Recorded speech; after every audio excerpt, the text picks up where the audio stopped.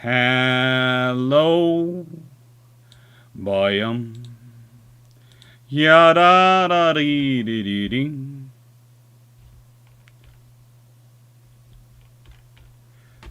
Okay, there's already some jokes going on about Ellwood. I have spelled it correctly, believe it or not. Hello, everyone, and, well, three things before we get into tonight. I have some little announcements to make. I do once remember someone commenting to the effect that this was a well-worn patter when I said this, but it's not really a well-worn patter, it just happens that often. But once again, I have to say thank you to you, all of you, who watch my videos and who subscribe and who support me, because, again,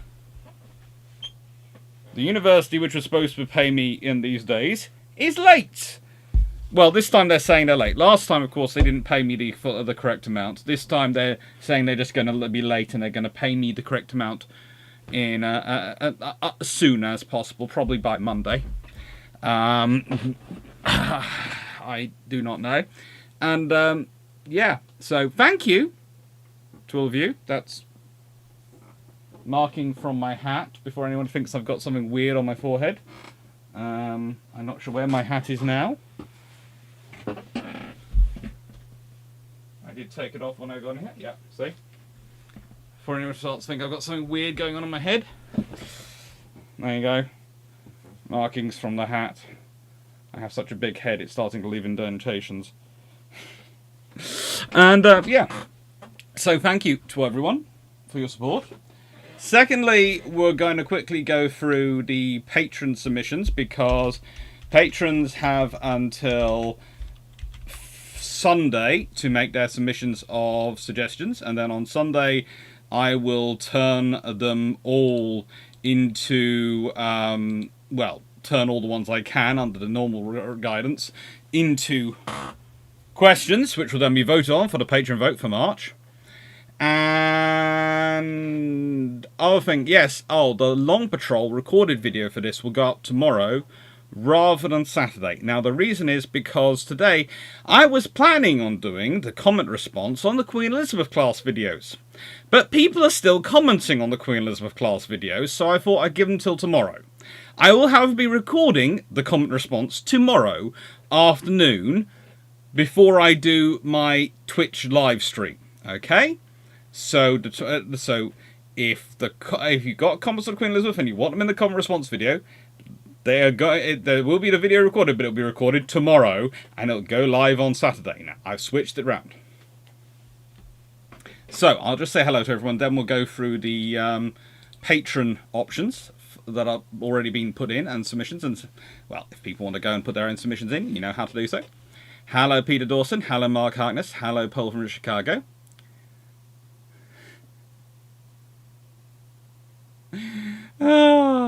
I'm not even going there.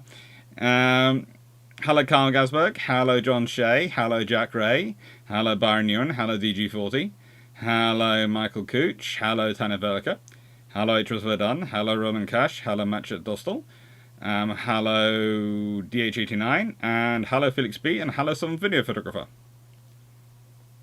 No one. Everyone, apologies for my essay on the Queen Elizabeth. No, that's fine. The essays are fine. It's just there's just so many comments and there's so thorough. It's going to be a long one anyway.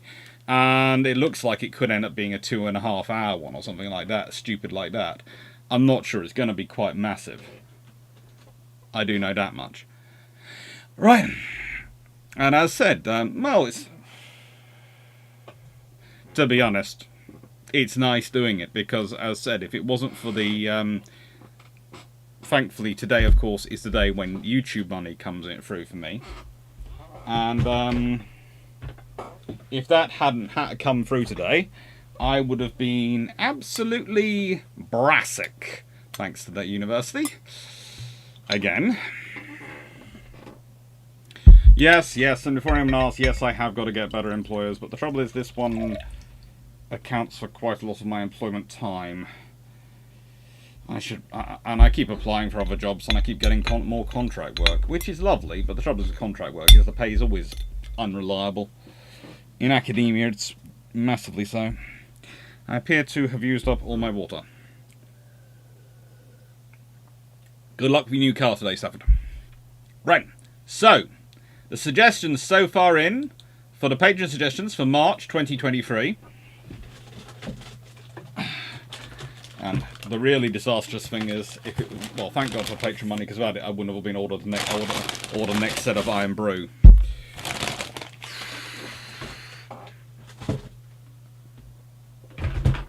YouTube reminded me I have a ban hammer. Have people been banned? No one's been banned yet, Sean. No one's been banned yet. There is a reason why I was considering which of my admins to promote to a super admin, and at the moment I have gone with one of the admins has been promoted as super admin to test it out, but it is the admin who does the least banning.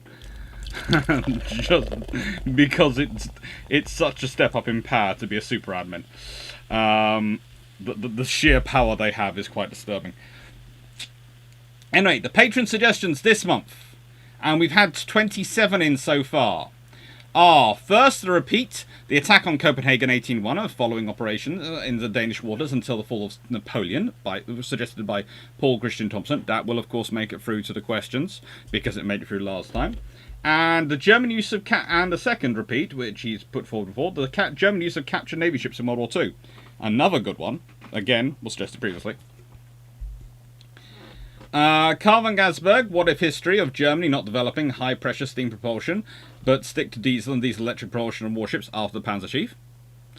The Diesel Kriegsmarine, a favourite of Carl's, and always an interesting one. Flotillas on the Danube, also from Carl van Gansberg. Through the sieges of Belgrade in 1456 and January 1915. Considering the amount of friends I have who are of Serbian extraction, that would be quite interesting to do, considering the amount of books they have given me on those various things.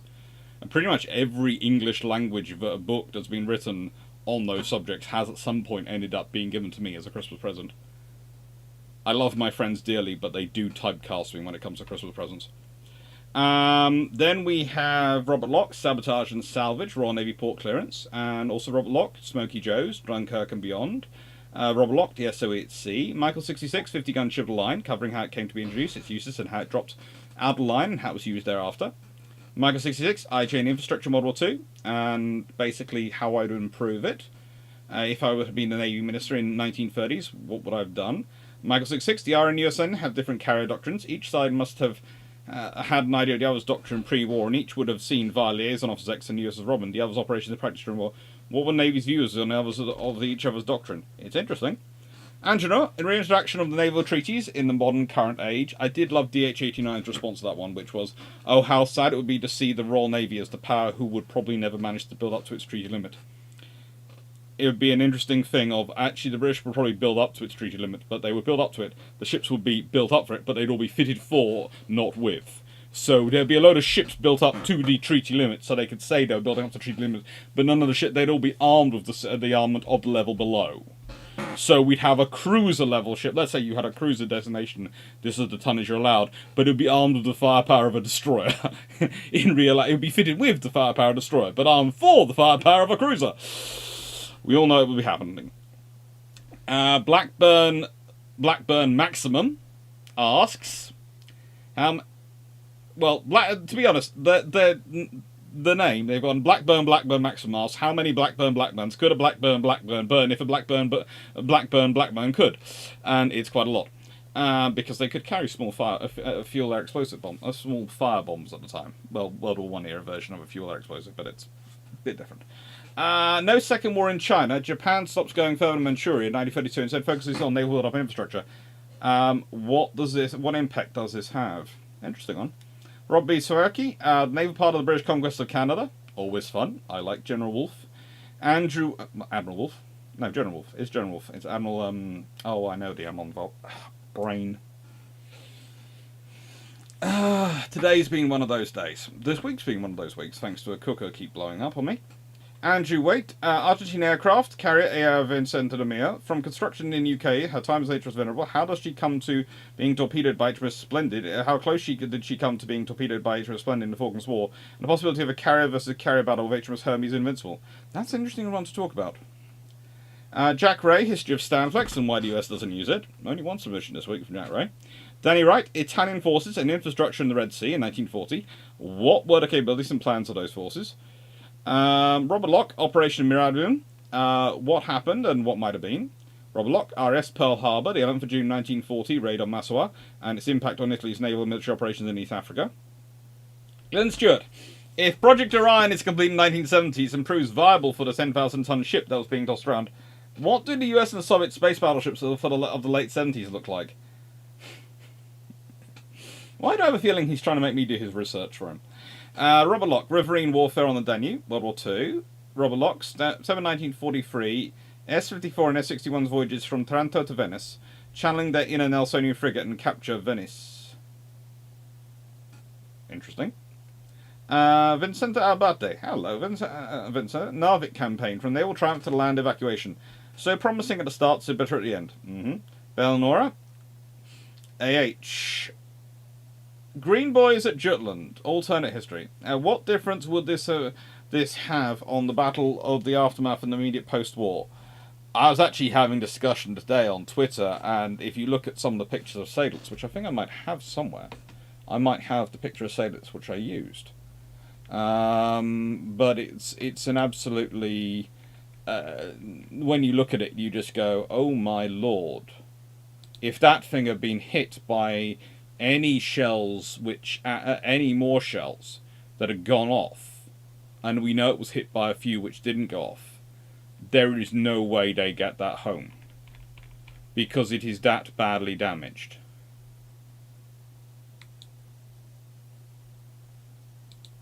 It is really badly damaged.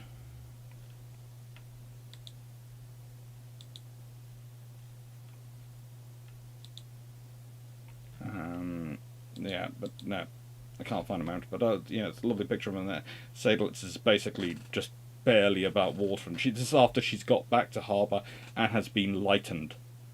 You have to remember that this is after she's got back into harbour and they've lightened her.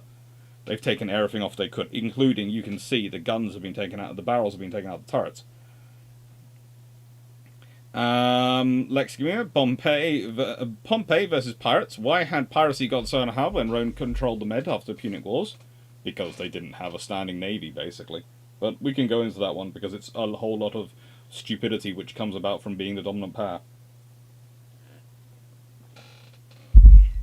Belnora, Blackness Castle, Scotland's unsinkable ship. I think I remember this one, yes. Belnora, the not-so-Royal Navy, the RN during the interregnum. Oh, that's a fun one, because, that concludes colonels at sea, and they're some of the best admirals the Royal Navy's ever had, were colonels at sea.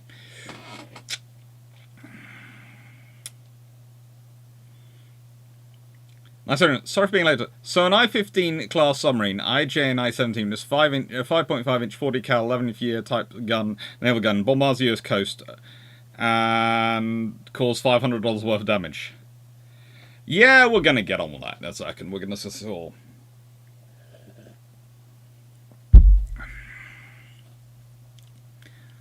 Sometimes got a reminder today from YouTube to be nice with a set of guidelines. Amin Doghouse.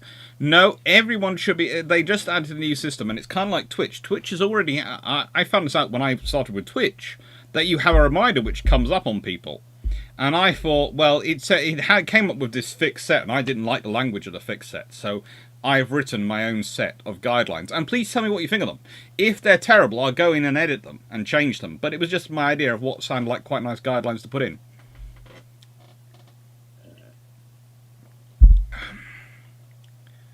I say to everyone, be careful what you say. We'll get into this. I will listen to some Victor. If you want to have a good history podcast for your dog, listen to 2 History Rage. I will do. General Wolf, Admiral Hawk. Yeah. Felix speaking, Massawa. I guess I'm the only one here that's been there. I haven't been in there. Have I been there? Or did I? I'm not sure. Hello, Dan. Dan, Seneca is also an admin. Just because you now have the superpower is because, in nicest way, I trust you a bit, but also, because you go away with me on trips, I have ample opportunity to get revenge if you cause too much trouble with it. This was my thinking. Now, that revenge will not be of the cruel kind. That revenge will be of the extremely discomforting kind. I am talking about you not managing to sit down without finding a whoopee cushion magically appearing everywhere you go for the entire trip.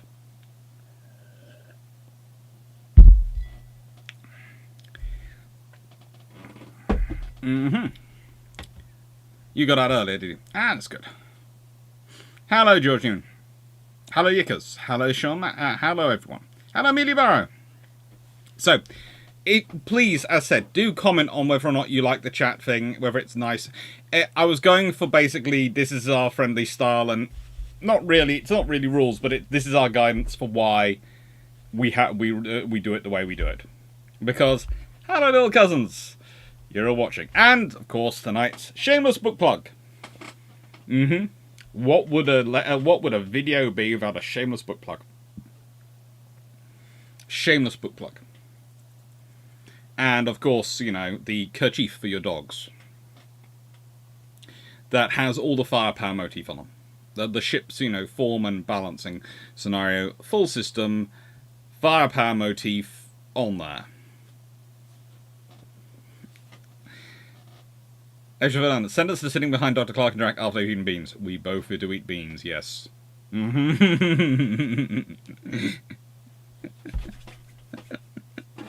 Shomack, I might well give you the Superman hammer at some point. At some point, what I probably will do is promote all the existing admins to the super admin level. Once I've worked out with Dan how it exactly works, because they've just given me all these new things. And then I will, if the chat's continuing to grow, I will see, less like I do with the flotilla leaders and the Killicks in the Discord server. Basically, when the flotilla leaders make a recommendation for Killick, I promote people up to Killick quite happily, or the flotilla leaders do. And tonight, of course, is the Killick live discussion after this, so I'll be in the Killick chat on Discord after this. And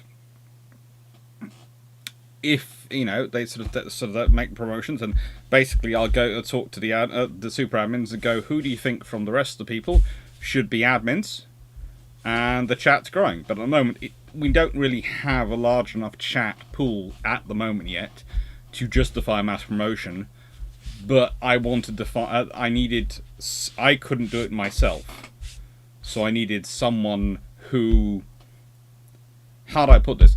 I went through the admin list and I went, I can trust all of them implicitly, so what's the extra factor which is going to make me do this? And I'm going to go, Ryan, on that scenario, Dan lives not far from me, we talk to each other regularly, we're sorting out other things together, we go away together, he's the obvious choice to test this out with. That Jagger, I didn't read the guidelines anyway. The guidelines should come up when you enter the chat. You should get guidelines that flash up in front of you.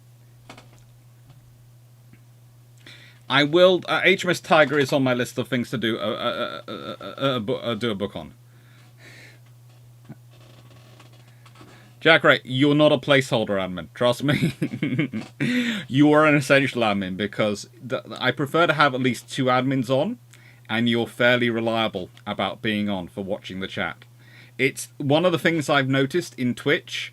I don't have any. I only have now one admin. I have Gareth, who's Gareth the Brit, and Twitch is now my admin. He volunteered, and it was really quite interesting because I was playing a game, of course, while talking to people, answering history questions, and the bots came in to do their usual bot raid, and yeah, I was having to deal with it myself, and it's just you do not realise how freeing it is to have admins. I basically consider admins to be like teaching assistants in a lecture theatre. When you have the teaching assistants wandering around dealing with stuff on the side while you're giving a lecture, it does make it a lot easier on the lecturer. When you have a lecture theatre and you don't have any teaching assistants, there are issues.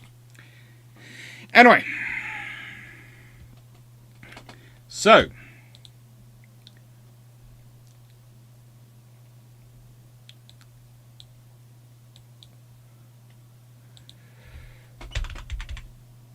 now we've all done all that.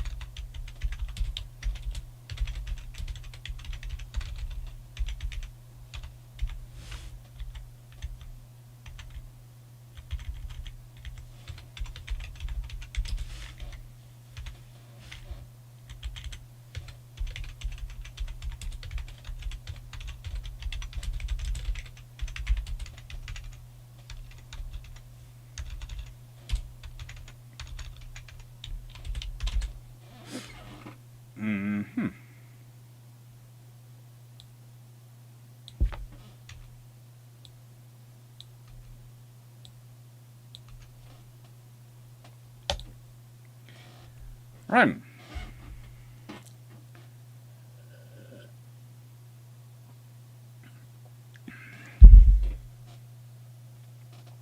So, I don't know if you have a feedback line to YouTube, but there should be a way for people to review them after they dismiss it, and I can't see it right now.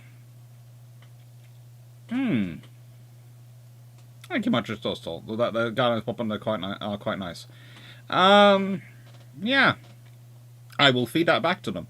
One of the things I do watch, I do think they watch is one of the things because I tend to label things like channel admin, etc. I swear they watch those sections of the videos when I label them that.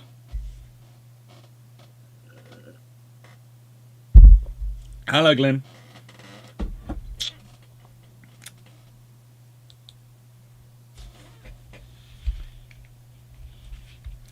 Manly Better, I don't know if you're aware, but I heard the story of King Arthur is possibly actually Scottish. That wouldn't surprise me. And don't take this the wrong way, but there is a running joke in my family that our history of being called Alexander, Arthur, Donald or Douglas, and coming from Scotland, and tending to be fairly notable, let's put it this way, war specialists, and, well,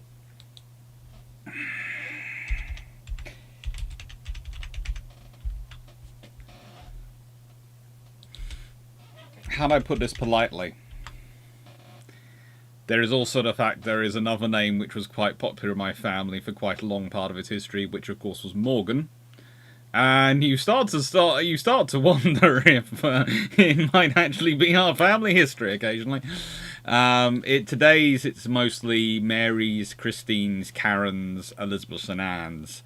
But there was quite a while where there were Morgans and Yvonnes were quite popular in my family for the girls. So yeah, it's a fun part of history, and if it was Scottish, that would make it even more worryingly, potentially my family. Leave that to one side. So it's a target of opportunity. Sure, I'm going to be packing for my trip. Well, more accurately, starting laundry to pack for my trip. Very sensible.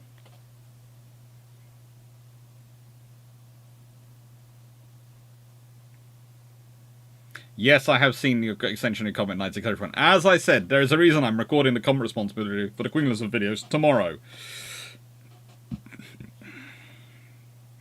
I'm going to show. I think the entire western coast of the island claims Arthur. Scotland, Cornwall, Wales, yes. Ooh, enjoy the Intrepid. So, as Night 681 has already summed us up to an extent, what happens is a Japanese submarine turns up and starts blasting away at an oil field. Now, what's interesting about Ellwood, and there are a few things which are kind of interesting about it, is that it is quite so undefended. How do I put this politely? It is completely and utterly undefended.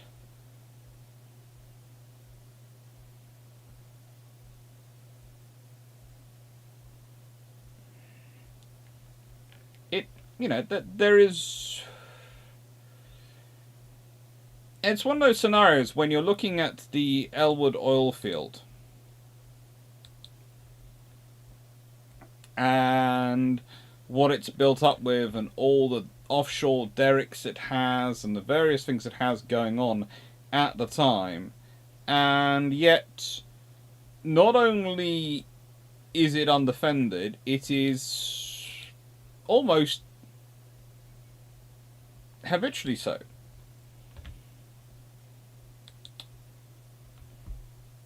It is targeted, though, because it is an excellent target of opportunity. Now, think about this. Why is it an excellent target opportunity? Because of where it's located, Santa Barbara, because it's connected to oil companies, which are fairly major companies in America. They have been fairly major companies for a long time now in the world. It's in an area which has good communications with the outside world. It's going to get noticed.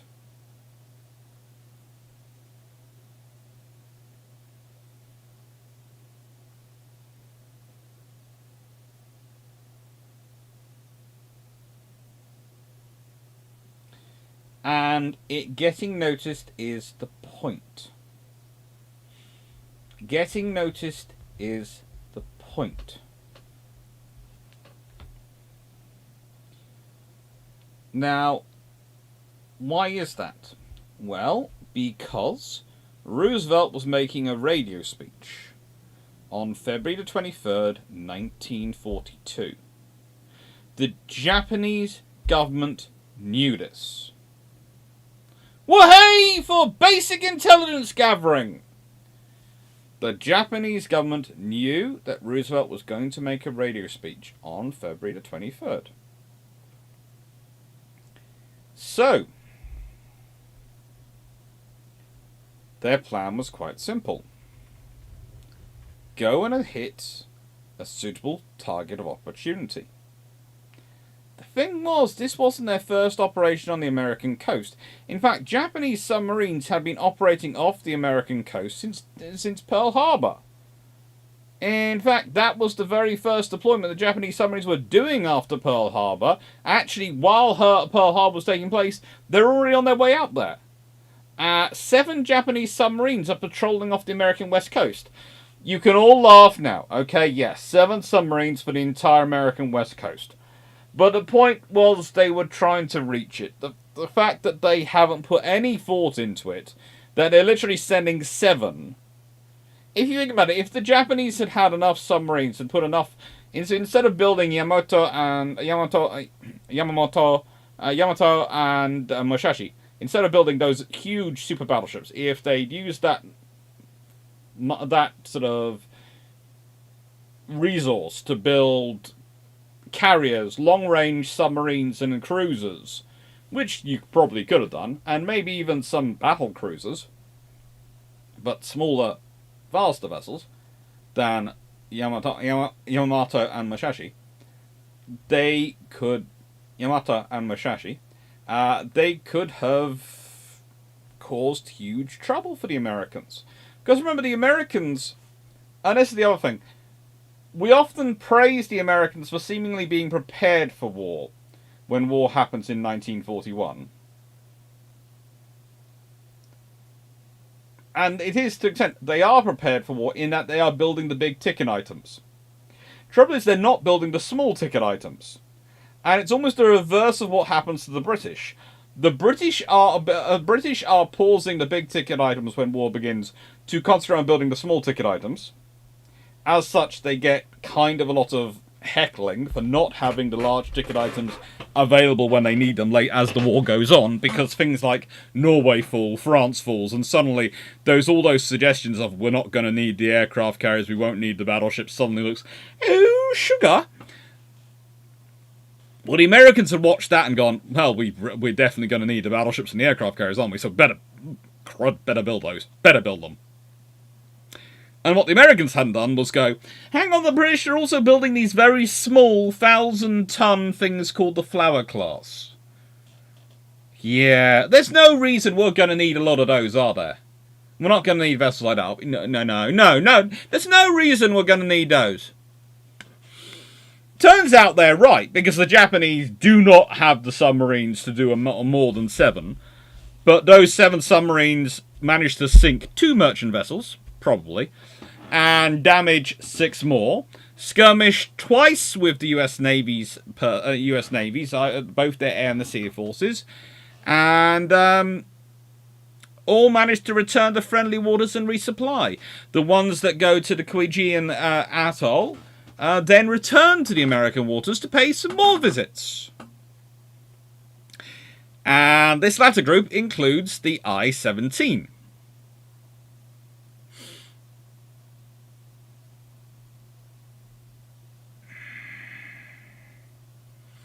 Now, the I-17, her armament is 6 20-inch torpedo tubes, carrying 17 torpedoes. Could theoretically carry 18, but seems to be only carrying 17. Plus a 14cm or 5.5-inch deck gun, as already been discussed. We'll talk about it in a second. She is 3,713 tons when submerged, and is 111.4 meters long. She's captained by Commander Kozo Nishino.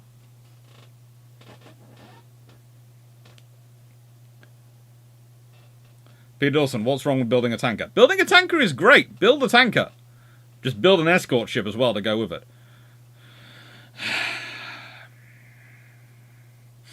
Now,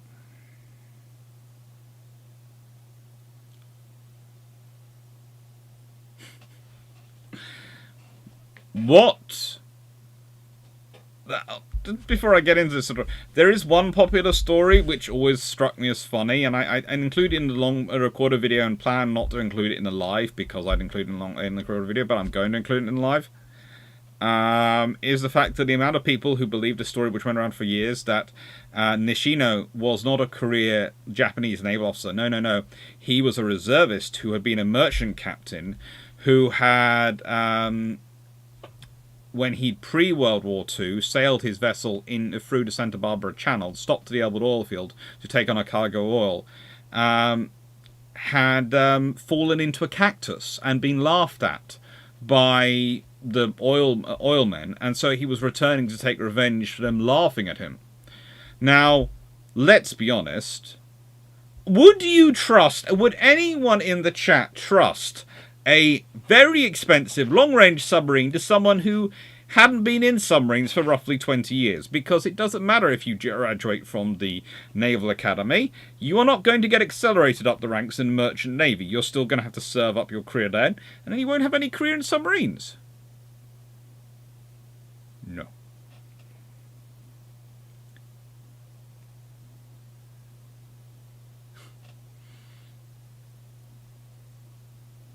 I-17 and 21-inch torpedo tubes. By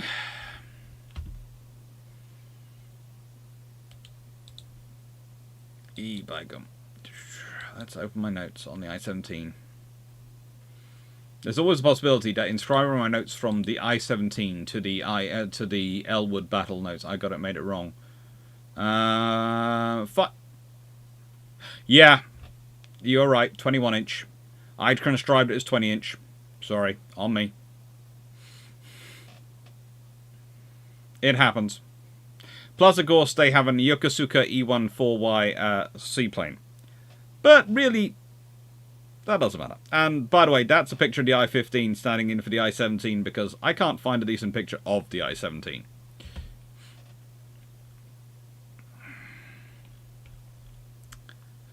Anyway.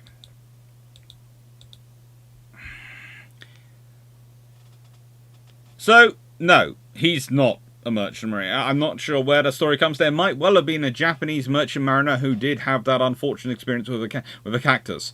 But it wasn't Kozo Nishino. Nishino was a career submarine officer and one of the best submariners the Japanese Navy had.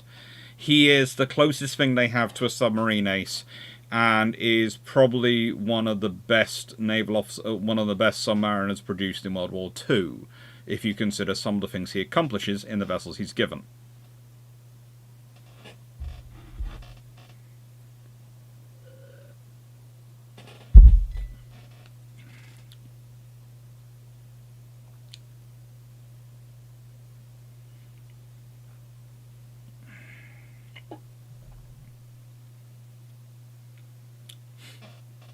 So, here is what happens.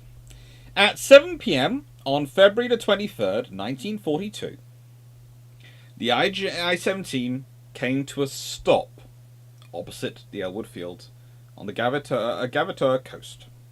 Nishino orders the deck gun ready for action.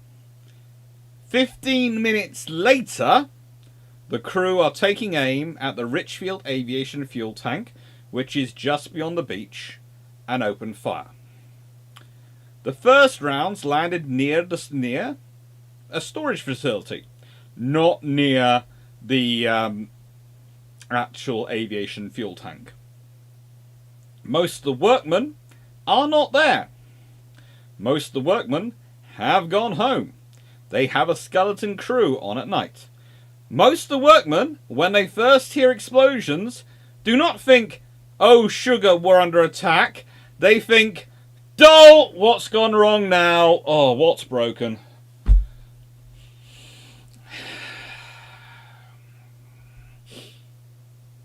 It's only when one man spots the I-17 firing from off the coast, they realise they are under attack.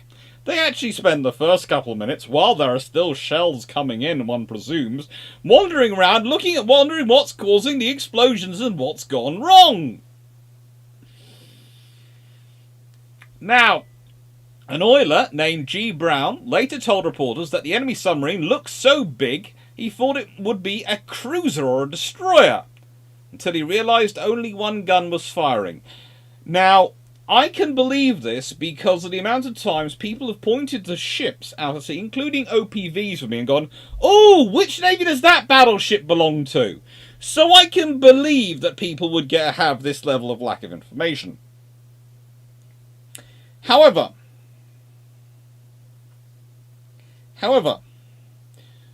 what I'm not sure is why some would then later repeat it to the press, that they were so uninformed.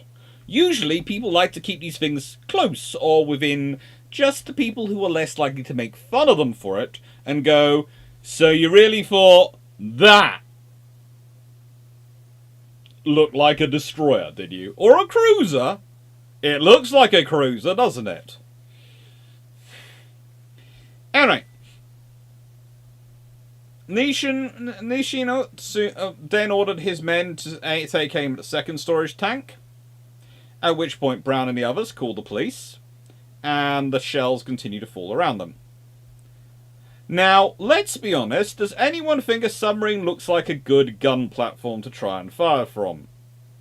Even if it is stable, which it's not, it's low, and it doesn't really have a fire control system. It's not really something you want to be hitting targets which are a long way away. Now, so surprisingly, in a dark, buffeted by waves, the rounds were only tangentially aimed at their targets. One round managed to pass over a place called Wheeler's Inn, the owner of which, Lawrence Wheeler, promptly called the Santa Barbara County Sheriff's Office, where a deputy told him that warplanes were already on their way. None arrived. I'm not surprised. It's night time. The US Army Air Corps and the US Naval Air Service at the moment have limited pilots who actually can do night flying. Not many of them were in California at this point. Now, the shells managed to destroy a derrick, a pump house, and damaged the Ellwood Pier, and the catwalk suffered minor damage. Notice what I haven't listed them as destroying: fuel tanks, which they're actually aimed at. After 20 minutes, so this is at 1935 hours, the gunners cease fire and the submarine sails away. People estimate between 12 and 25 shells were fired.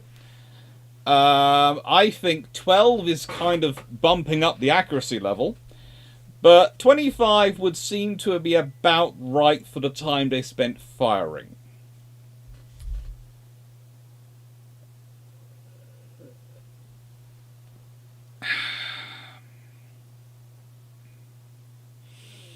Here's the point. This is the first... Now, here's the other thing. This is the first, please note the classification I'm using, bombardment, first aimed bombardment at the United States by a foreign power since the War of 1812, specifically since the Battle of Baltimore, which I'll be talking about later. Now, what does that rule out? Of course, something I'll be talking about in a bit. The incidental shelling of the coastland of Orleans in 1918, as it's sometimes called. And I'm not going to talk about the American Civil War in this video, but, you know, I might talk about a few discussions. But basically, we're going to look at what it leads to, because it leads to a repeat of something which turns up a lot in American history and in British history. The invasion scare! The invasion scare. It's coming.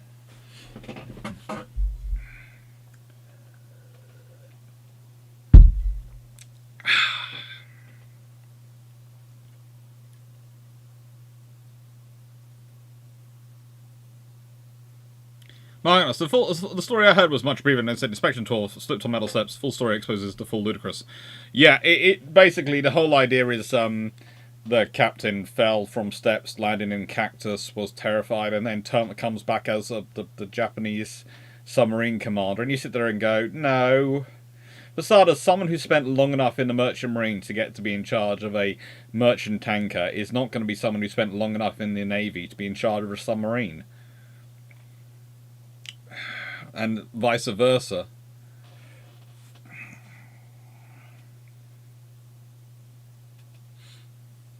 It wasn't a crew member, Sean. There was no one here who was involved in that.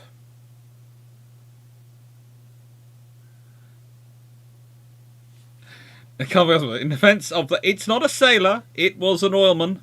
So... Yeah, he might not say the things like that sober, but yeah. The Battle of Baltimore, that's the national anthem on. Yeah, the Battle of Baltimore. Let's put it this way. The most interesting thing for me is the American troops, and we'll talk about this in a second, failed to defend Washington, but because they really don't care about that. That's the home of the politicians. But Baltimore, which happens next, that they put up a tough fight for. It's a case of, you can take Washington, you can destroy our president and burn down our Congress. We don't care about that.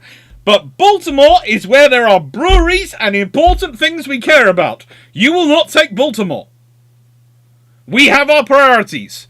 You can take Washington. We don't care. It's the politicians. Baltimore, we will hold.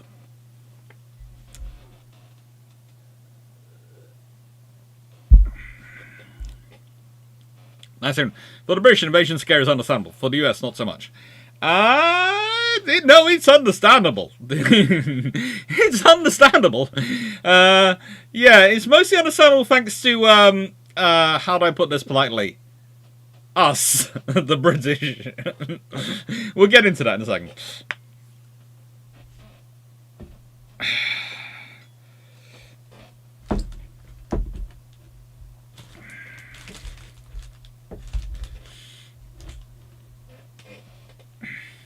So, and I would like to also point out, and this is really quite important,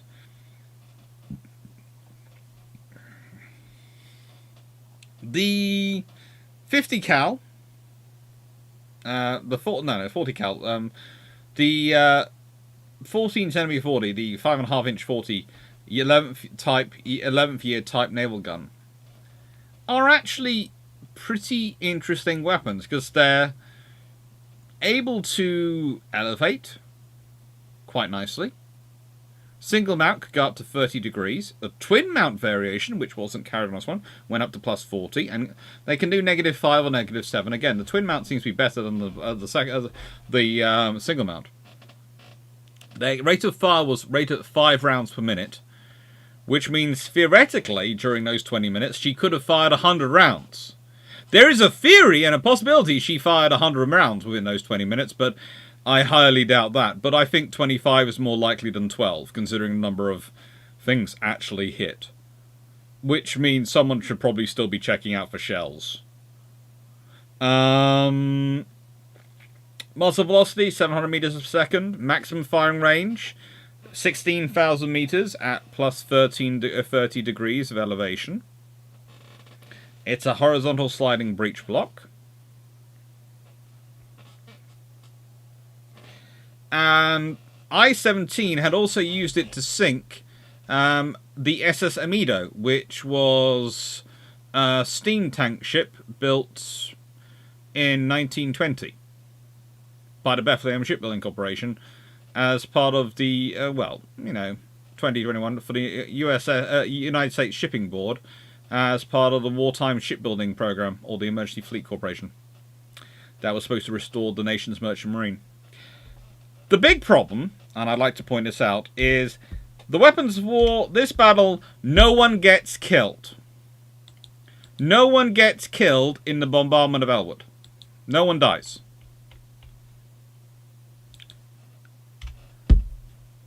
In what happens the next night, the 24th, 25th of February, 1942, 5 people die, 3 in car accidents and 2 of heart attacks, in what's called the Battle of Los Angeles. The Battle of Los Angeles is what happens next night, and this is the very real thing of what the causes, what this attack by the Japanese causes. Okay? Because after the attack,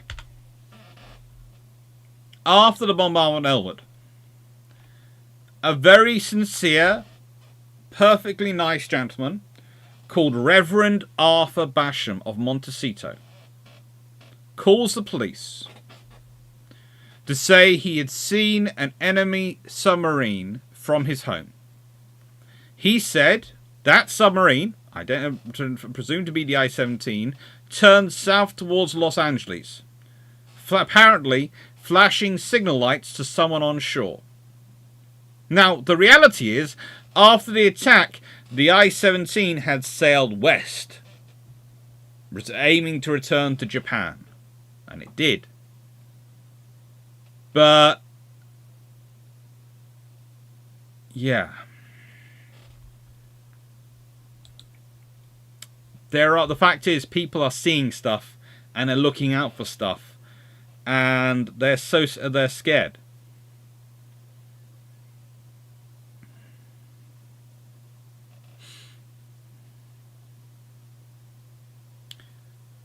No, I can't. This is what happens when your whole army are militias. The most common US troops at Baltimore were Marines. They were very competent Marines.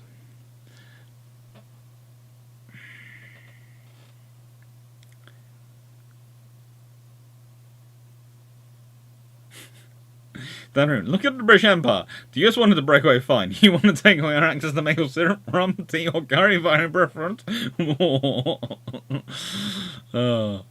Yeah.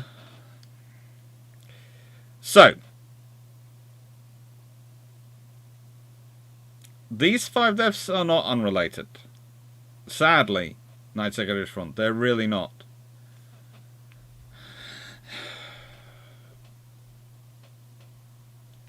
What we think happens is that a meteorological balloon is sent aloft at 1 AM in the morning. And this led to everyone starting shooting. And once the firing started, imagination created all kinds of targets in the sky and everyone joined in.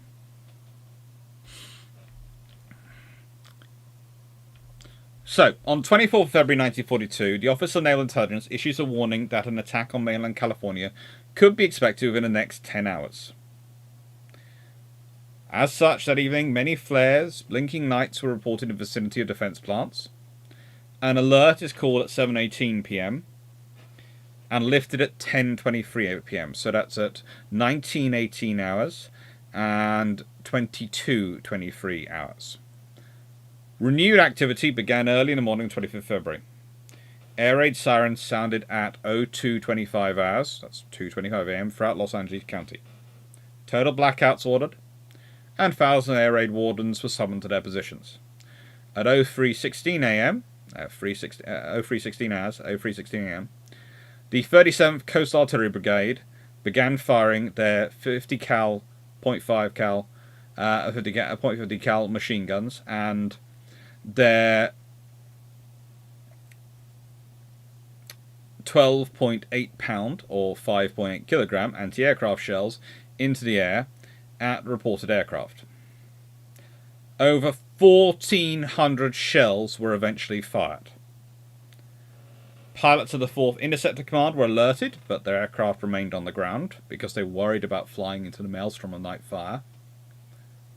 Artillery fire continued until 04:14 hours, that's 4:14 a.m., and the all clear sound was sounded and blackout order lifted at 07:21 hours, 7:21 a.m. Several buildings and vehicles were damaged by shell fragments. 3 were killed in car accidents in the chaos caused by it. And 2 of heart attacks, which are attributed to the stress of the hour-long action. These were people who were all not well, but they had reasons to be stressed out by firepower going off around them.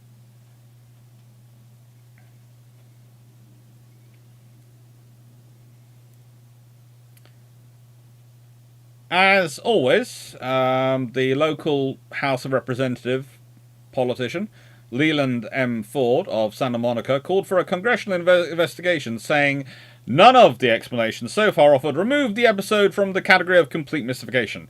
This was either a practice raid, or a raid to throw a scare into 2 million people, or a mistaken identity raid, or a raid to lay a political foundation to take away Southern California's war industries. I'm not sure if he knew what he was talking about, but it was entirely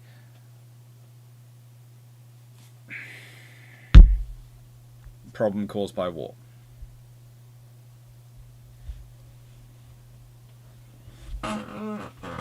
Sean, quickly, a balloon over the continental United States causing panic and random shooting, you say?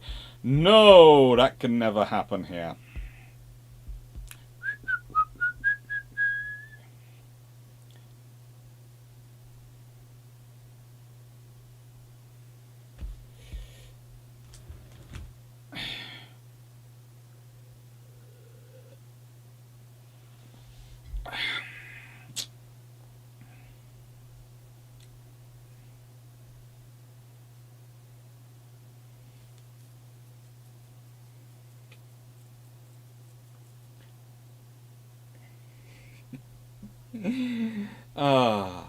Did they actually hit the balloon? No.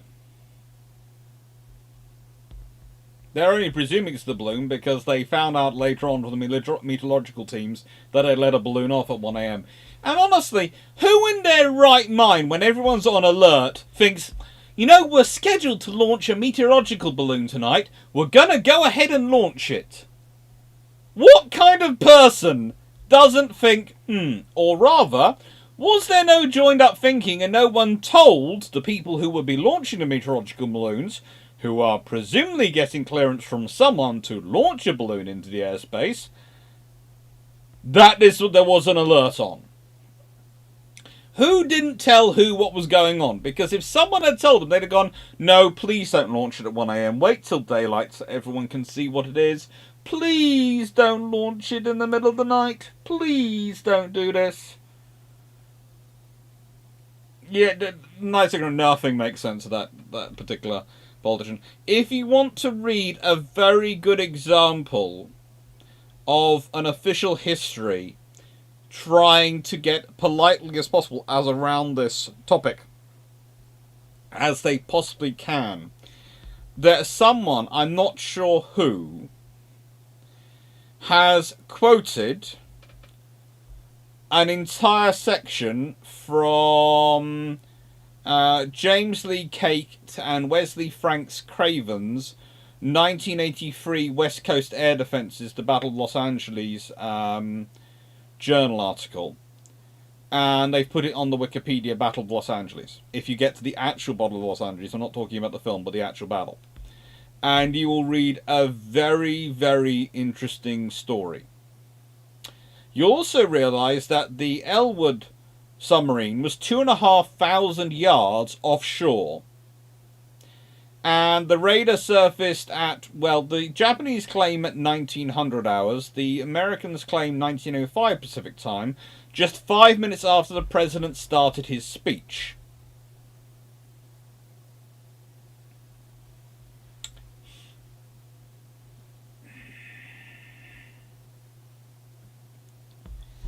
So, basically, the Japanese had been aiming just to cause the president at least some problem with his psychology and with the papers and the press articles the next morning by attacking while he was speaking when no one could really update him and tell him what was going on. And before the information would probably reach him before it was going on, but not in time to make sure it reached the press next day. The trouble is, what happens the next day is this, the Battle of Los Angeles.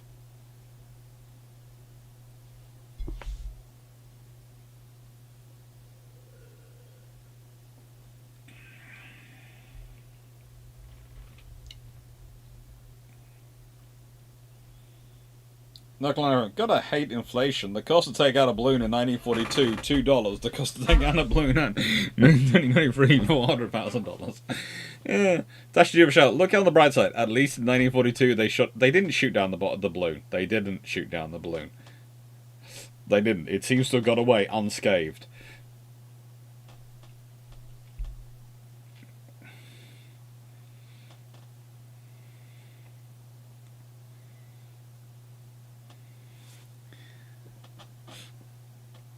It's not a bad idea. Didn't Goring get knocked off the air by a mosquito ray during the anniversary of the Moustache Man coming to power? Yes. Yeah, it's a well-practiced methodology of war to embarrass the enemy leadership.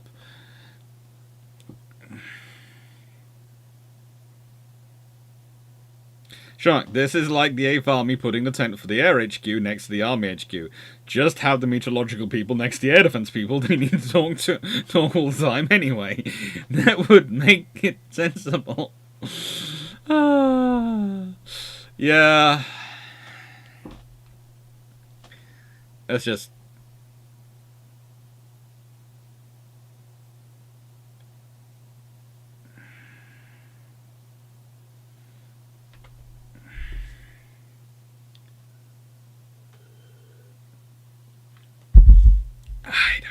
I don't know.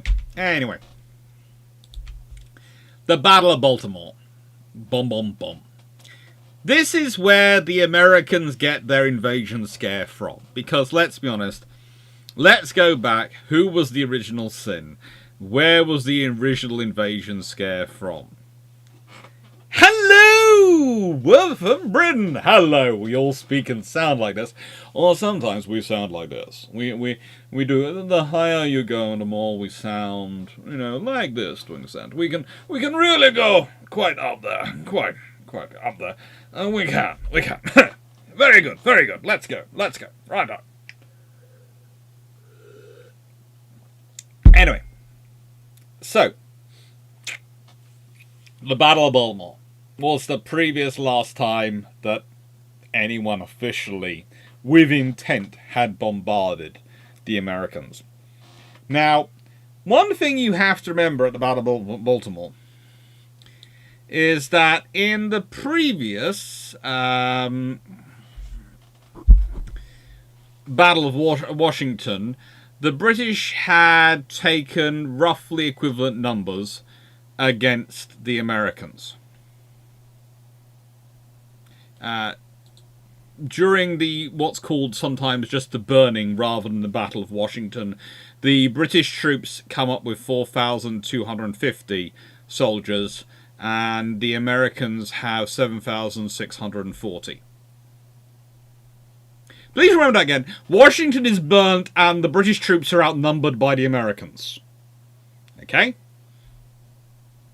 Now, at Baltimore, there is a slight difference. The British are landing with roughly 5,000 troops still. They have 19 warships in support. They're under command of people like Robert Ross, Alexander Cochrane, Arthur Brooke, all experienced leaders. The Americans this time are not under the command of James Madison. He's not basically running around trying to be in charge of things that he shouldn't have been in charge of. But it's under the command of Samuel Smith, John Strickler, and George Armistead, who all seem to be fairly competent. And they have 3,000 infantry militia based at North Point. They have 10,000 regulars and 5,000 militia, plus roughly over 100 guns at Hampstead Hill. They have 1,000 militia and 20 artillery pieces at Fort McHenry. They have 8,000 militia and 150 artillery defences as extra wandering around. And that basically turns into somewhere in the region of, well, that's 9,000 plus 5,000 plus 3 plus 8,000, so that's 17,000. Roughly 27,000 troops versus 5,000 British soldiers. So really, they brought nearly 4 times the forces to defend Baltimore as they had to defend Washington. And B, they've actually got competent leadership. So, this is a good scenario for the Americans. There is a small fly in the ointment, though, because someone has actually wargamed this, and when I say someone, I'm not sure how reliable we can consider their wargaming, because if I remember correctly, the sides who were doing it, this was done in a Russian staff college, and it was part of their broadly history meetings with the Indians. And I was told this by a Indian historian who I made the acquaintance of at a conference. Anyway, the story goes that in about 1983, 1984, there are a group of Indian professors and British professors and personnel from their defense academy go to Russia to see the Russian Defense Academy, and they decide as exercise they re-wargamed the War of 1812. And they are allowed to introduce some differences. And the Indians are playing as the British, the Russians are playing as the Americans, and I don't know how true the story is, but it's an interesting story to put out there. And basically, the Indian changes they bring across Wellesley, and they bring across an extra 15,000 troops. And you'd be surprised what Wellesley and an extra 15,000 troops managed to do to scenarios like Baltimore and New Orleans, because that is a very, very competent commander for the British turning up, and B, that's a very scary name for the British turning up. Because the idolization of Napoleon, that is going to be a feature of the American military in the 1860s Civil War, and it's only when you get past the people who do idolize Napoleon to the people who actually understand how to fight with modern weapons that you actually start to get some victories appearing on the battlefield for the Union, has already begun. So you can imagine what most of their serving officers think of the guy who beat Napoleon. I mean, there's going to be a scenario that they're going in already beaten. Anyway. So, during this battle, the British had divided their force into 3 and were launching 3 operations at the same time. They were trying to take Baltimore, New York City, and New Orleans at the same time. Each of the 3 expeditions were to be assigned roughly 10,000 troops, but the British only had half of theirs already at Baltimore, and they thought, well, let's go with what we have available. Because, let's be honest, we have just taken Washington. They're kind of egotistical. They have literally just, as far as they were concerned, they walked into Washington and the burning of Washington. The British had 30 killed and 6 wounded. They deployed 4,250 soldiers. They got 30 killed, 6 wounded. We don't know how many the Americans lost, but it was a lot more. So the British are kind of overconfident when it comes to Baltimore. And they captured most of Maine and re-established the Crown Colony of New Ireland in September 1814 as well, which could have been what they had in mind for Baltimore, but I don't think so. I think, honestly, the British are mainly fighting to get as much territory as they can so they can restore everything back to the pre-war beginning positions. Honestly, they fought wars in America before this point. They don't want to have to do it again. They know how annoying it is to try and run America from Britain, and they've got the parts of North America which want to presumably want to be loyal to the Crown. They're currently fighting on the side of the British against the Americans, so they definitely seem loyal enough, and therefore let's ignore all things and just carry on. Now, the thing is, one of the things they might have been planning on doing was to reverse the Louisiana Purchase. Because Britain and Spain had agreed to void all treaties and land deals made by Napoleon after his defeat in 1814.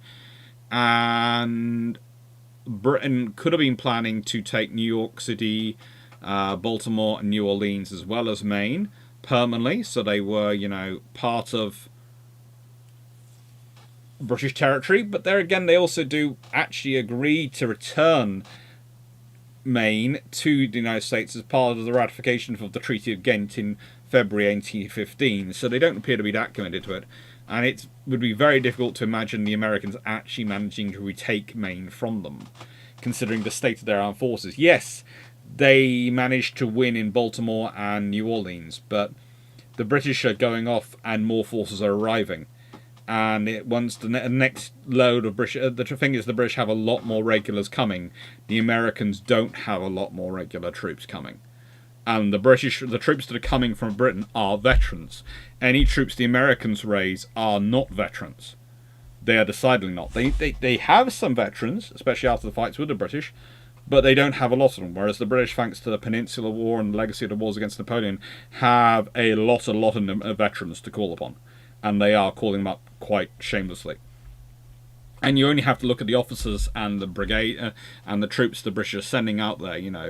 The British force, the initial ones the British are sending in, are, well, Cochrane's turning up with frigates, Surprise, Seven, Euryalus, Herbrus, Madagascar, Havana, and Seahorse, along with the schooners Cockchafer, Wolverine, and Rover. And the rocket ship Erebus, the bomb vessels Meteor, Volcano, Athena, Devastation, and Terror. That's the fleet which Cochrane's bringing in. But now that the war in Europe is winding down, third rates and a lot more other ships could have been made available to be supporting this, in which case a lot more firepower could have been coming. And you look at the brigades he's got. Well, he's got the 1st Light Brigade. Major General Sir Robert Ross is killed in action, and then Colonel Arthur Brooke takes over. He had been the commander of the 2nd Brigade. The 1st Light Brigade, which was under the command of Major Timothy Jones, included the 85th Regiment under Major Richard Gubbins, the Light Company of the 1st and 4th Regiment, Light Company, 1st 4th Regiment, 1st Battalion, 4th Regiment, Major Timothy Jones, Light Company of the 21st Regiment, Major Norman Pringle, Light Company of the 1st and 44th 1st Battalion, 44th Regiment, 1st Battalion, 4th Regiment. The remainder of the battalion was under Major Alan Allard France in the 2nd Brigade. The 1st Battalion of the 44th Regiment was, the remainder of that battalion was under the command of Major John Johnston in the 2nd Brigade. And there was a Provisional Marine Battalion from the fleet under Captain John Robbins, Royal Marines. They've also got a 3rd Brigade, and they've got reporting directly. And they have Rear Admiral Sir George Cockburn in charge of a Naval Brigade. with sailors from HMS Weser, HMS Trav, HMS Regulus, and HMS Seven. And that's their marching force. They have 3 brigades made up of the 2nd Battalion, the Royal Marines, under Lieutenant Colonel James Malcolm, with 283 Marines from the fleet added on. It's also got the 3rd Brigade has 21st Regiment, Major John Whitaker in charge as well along there, and 3rd Battalion of the Royal and Colonial Marines under Major George Lewis Royal Marines, plus 107 Marines from HMS Seahorse and HMS Havana.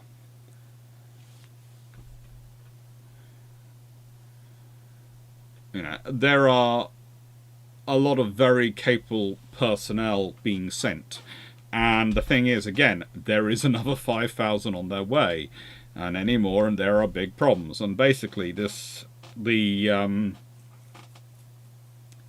scenario the Indians and the Russians apparently found when they wargamed it was the British ended up with control of New York, of New Orleans, and of Baltimore. And this would have had a really profound impact on American history if they had got to control them and kept control of them. It could have led to some very interesting scenarios, especially when you consider how anti-slavery the British go and how they use the anti-slavery cause to help them impact world events when they do go anti-slavery. Having those ports as their permanent bases would have been interesting.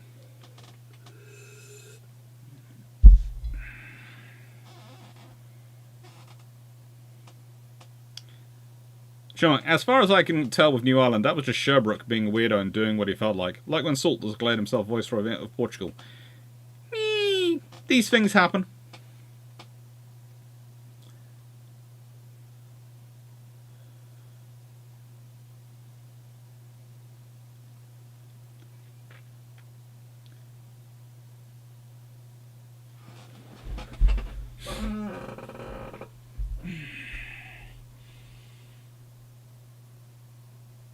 Sure, yeah, Wellington and 15,000 Peninsula veterans would do that.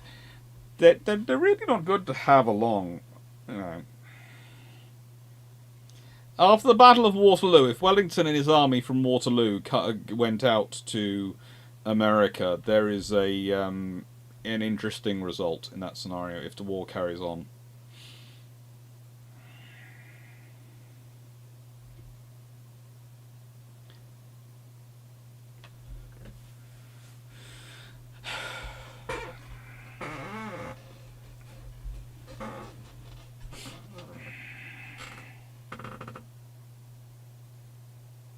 My house, War of 1812, aka Brainouts of Occasional Brilliance.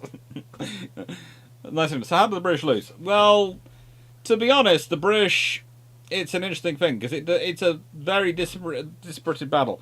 The British land their troops at the Battle of landed the troops and marched towards Baltimore. They first met resistance at the Battle of North Point, which was fought on September 12th, about 5 miles from the city. The defence was under the command of Major General Samuel Smith, who was an officer of the Maryland militia. He had 3,000 men under the command of General John Strickler to meet the British in a forward engagement. Strickler's orders were to stall the British invasion force to delay the advance long enough for Smith to complete the defences in Baltimore. Unfortunately for the British, Ross was killed in the second portion of the American defence by an American sharpshooter. We're not quite sure who it was. It could have been apparently either Daniel Wells or Henry McComas of Captain Asquith's Rifle Company of the 5th Maryland Militia, but both were killed shortly thereafterwards, so we're not sure. After this, the command of the army comes under falls to Arthur Brooke, who would go on through his career to rise to Lieutenant General, so he's no slouch. And at this point, the Americans had already begun to form an organised retreat back to the main defence of Baltimore, where they waited the British assault. So basically, the Americans hold up the British, and they hold them up for long enough, but they realise they're going to lose their position, so then they fall back. Now, Hampstead Hill, which had Rogers Bastion, also known as Shepherd's Bastion, now part of Patterson Park apparently, was the centrepiece of the earthworks that were taken around from the outer harbour in Canton, north to Bel Air Road, dug to defend the eastern approach of Baltimore against the British.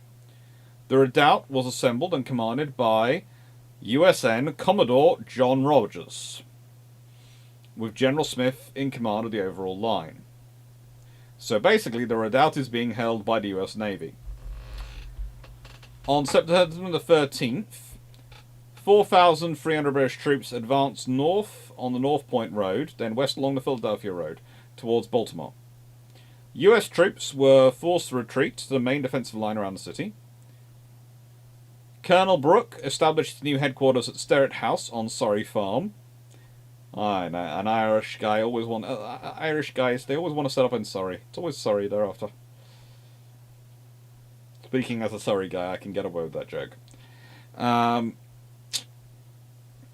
Now called Armistead Gardens, about 2 miles east-northeast of Hampstead Hill, especially as my neighbours on either side, well, not on either side, but neighbours on the other side of my neighbours either side are both Irish. Lovely people, but I do joke sometimes that sometimes they are taking over my part of Surrey. We've got so many horses, we do nickname ourselves Little Ireland anyway. Anyway, when the British began probing actions on Baltimore's inner defences, the American line was defended by roughly 100 guns and more than 10,000 regular troops, including 2 infantry regiments commanded by Strickner and Winder, as well as several thousand local militia regulars. Defences were far stronger than the British anticipated, and the defenders at Fort McHenry successfully stopped the British naval forces from actually getting close enough to provide the fire support which the British were planning on relying on to overwhelm the defences. The British took the outer defences and then looked at the inner defences. The British didn't anticipate how well defended they'd be, so the first attack was a failure. However, Brooke's forces did manage to outflank and to overrun American positions to the right. This is one of the problems when you're facing veterans, because they keep adapting. Most of those troops are veterans because they're still alive. So they know the first thing you don't do in battle is stop to think, you just react and try and go where the fire's less. After a discussion with his supporting officers, Brooke decided that the British should bombard the fort instead of risk a frontal assault, and at 3 AM on September 14th ordered the British troops to return to the ships. And basically, at this point,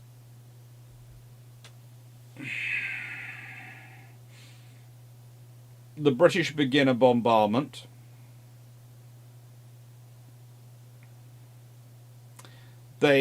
Cochrane tries to slip some troops past Fort McHenry.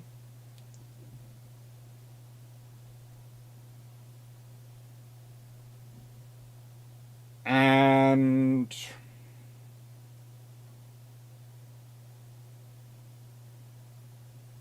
well,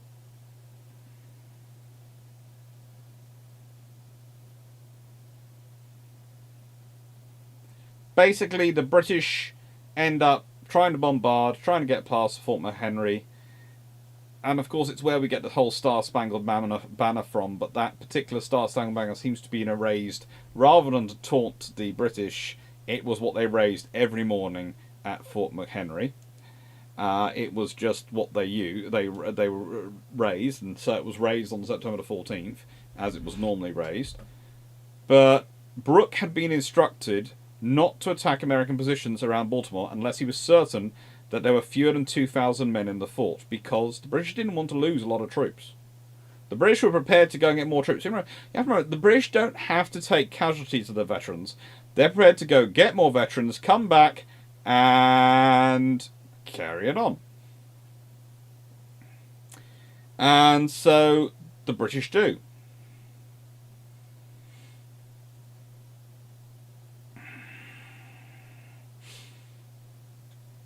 And so they decided to withdraw from their positions and set sail to New Orleans, because that was considered a better place to go and attack. So, let me explain what happens. The British go, we're not winning in Baltimore, let's go take New Orleans. So the troops who've fallen back in face of New Orleans know that the other two attacking forces and all the remaining troops will be heading back down to New Orleans. So that's why when I say New Orleans would soon fall, is because the entire, roughly 30,000 troops will soon be descending upon New Orleans. And if the war had continued till after the Battle of Waterloo, and after Europe's been decided, and and if the war's still going on, then you get Wellington, or at least a large chunk of his army, probably Wellington as well, then, because Wellington was the kind who'd like to do that. And it's also an easy way of getting rid of Wellington, because let's be honest, he was very annoying for British Army Home Command. Horse Guards did not want Wellington around. They liked him off fighting wars. Anything that kept him away from them was a good thing.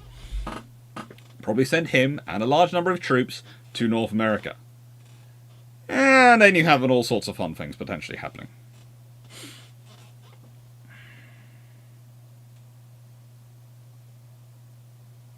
There was no real loss of British citizens tired of supporting the war. As far as the British were concerned, the war was great.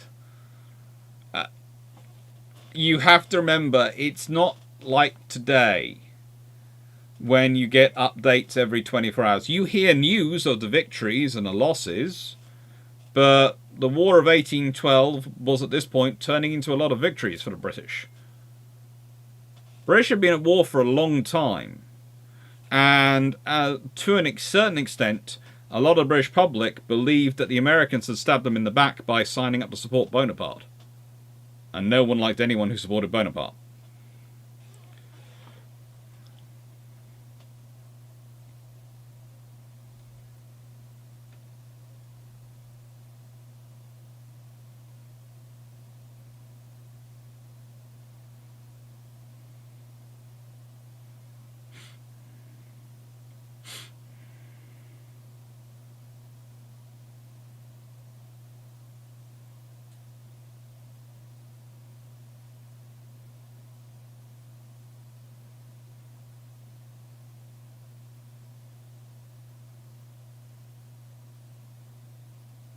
Jackson, I read that Wellington visited.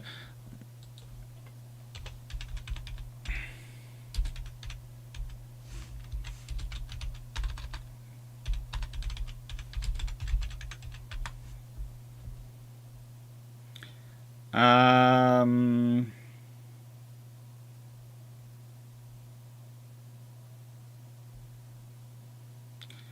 not sure if he ever actually did visit Canada.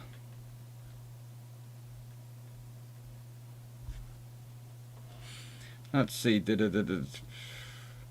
I'm doing a rough check of his things after Waterloo.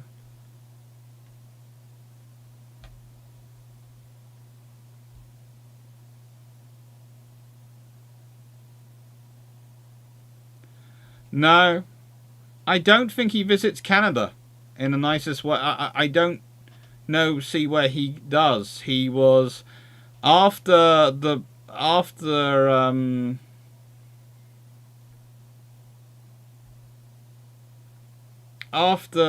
Waterloo, he's made Master General of Ordnance under Lord Liverpool, in the Tory government, Lord Liverpool. Then he's made Governor of Plymouth in October 1819. Then he's Commander-in-Chief in the British Army from 1827.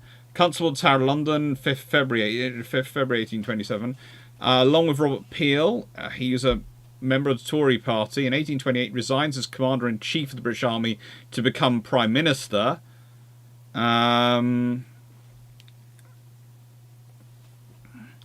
He lays the foundations for King's College London during this time. And in 1829, he's appointed Lord Warden of the Cinque Ports. So I don't know where between 1815 and 1829 he's supposed to get time to visit Canada. So I don't think he did. It's a nice story for people to tell, J.R. Exner, but I don't think he did. I could be wrong. I could be wrong, but it just doesn't fit with the timeline of the things. It would be very interesting to see how he would get across and get back that quickly and doing all the things he did. Because remember, he's also part in the negotiations post the Battle of Waterloo to set up the new scenario, the new scenario in Europe.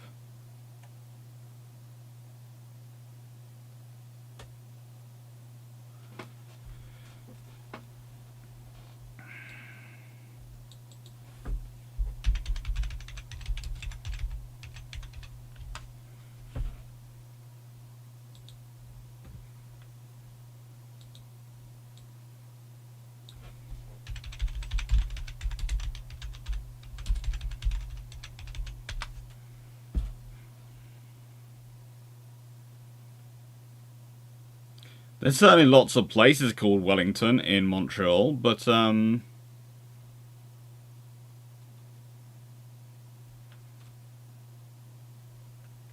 not sure if he actually visited that there. Might have just been places named for him at the time, which is because he was quite an important person at that time.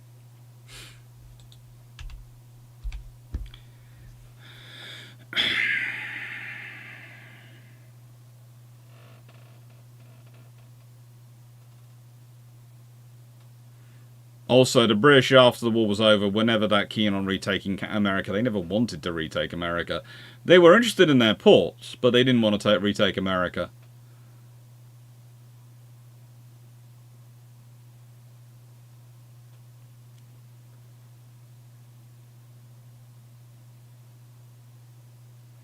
Was that America stabbed Britain in the back by siding with Napoleon propaganda?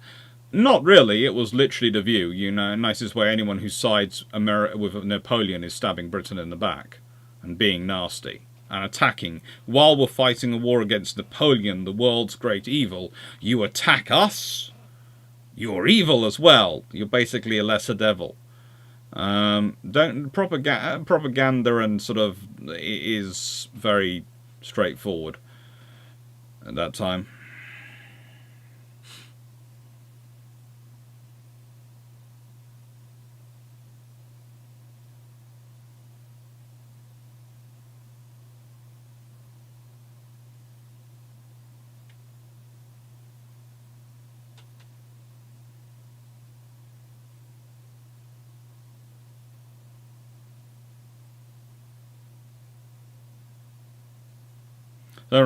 In Canada in general, I've given us half. I grew up in Wellington County, and our militia was Wellington's 1950 Rifles. Yeah, right. So here's the other attack, which isn't really, which is not called an attack because, well, this is one of those interesting scenarios. They get out of calling it attack by calling it an incidental action, because you see, what happens is this submarine, the SM U-156, which photograph here is the U-152, because I couldn't find a photo of the U-156. There's a pattern emerging with the submarines here. I'm finding photos of them. Surfaces off the coast of Orleans, not New Orleans, Orleans, and spots a tugboat, the Perth Amboy, towing 3 barges and a 3-masted schooner, the Lansford. Now, there are some people who claim that she fired a torpedo at them, but let's just consider this properly. U-156 carries 2 20-inch bow torpedo tubes. I'm now going and knowing where I got the 20-inch bow torpedo tubes from. Know where the 20-inch came from in my transcribing of notes earlier. Yeah, one has 21-inch torpedoes, the other one has 20-inch torpedoes. Yes, I know where it came from now. And she carries 18 torpedoes and has 2 5.9-inch 45 caliber deck guns with 1,672 rounds for those carried, and 2 3.5-inch, that's 88mm, the Germans' favourite gun. You always know war's likely when the Germans start developing an 88mm. They seem to love that gun. It's kind of like the British get a vessel named Warspite, oh sugar, and the Germans get an 88mm gun. checking through their mental list of their weaponry at the moment. No, I don't think they're developing an 88mm. We can breathe a sigh of relief. And their gun, of course, L30 deck guns with 764 rounds. So, if you are firing against a slow-moving tugboat, do you fire A, warning shots with your gun, which you carry 1,672 rounds for, or do you use your torpedoes, of which you only carry 18? Which do you choose? Ta-da! Well, technically they're 50 centimeter, Calvin Gasberg.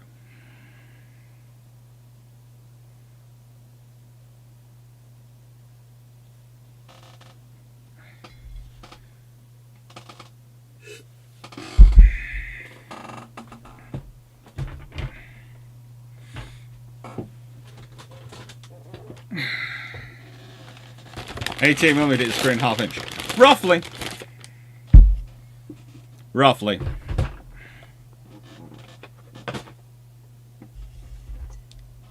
Down current Nigerian arms industry. For neatness, we are calling this new 130mm for leopard free and 88mm for reasons. Please don't. Please don't. We don't need another omen. Seriously, in terms of defense procurement omens, we've got like 6 of them going on. The Americans are building are looking at building. No, they are building an Enterprise, aren't they? Let me just check. No, is it an Enterprise?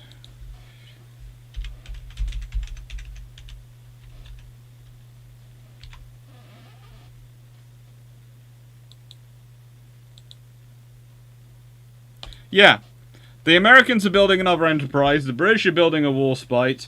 If the Germans start producing an 88mm, I am officially hiding or starting to join Musk's project for moving to Mars.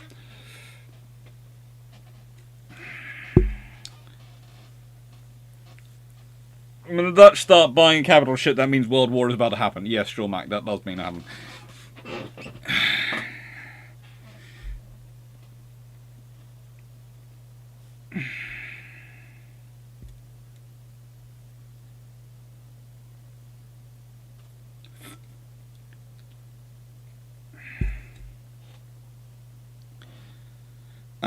Right. So, the attack on Orleans. As said,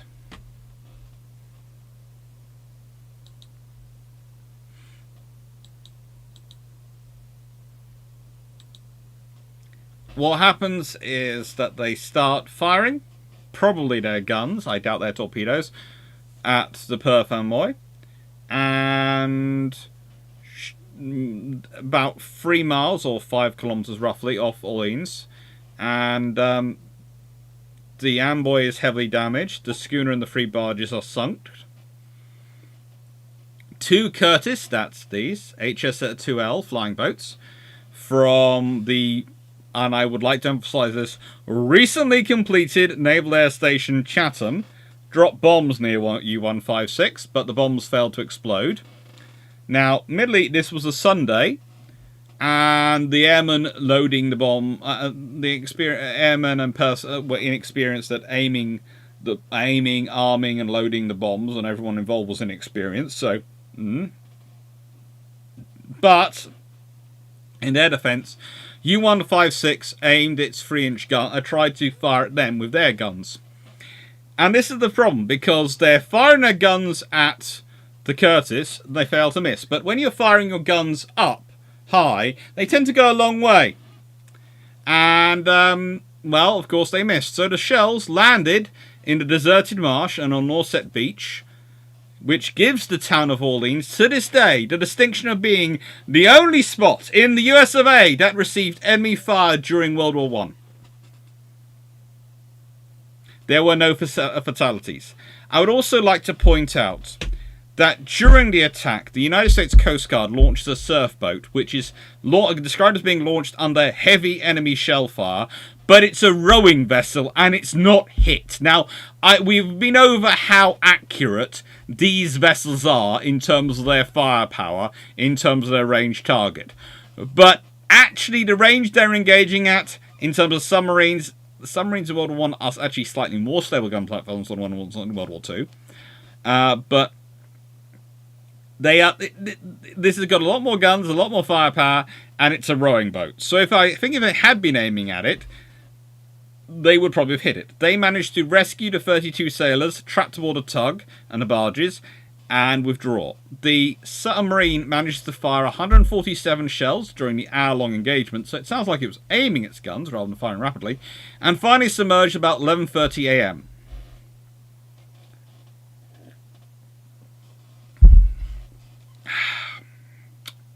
There you go.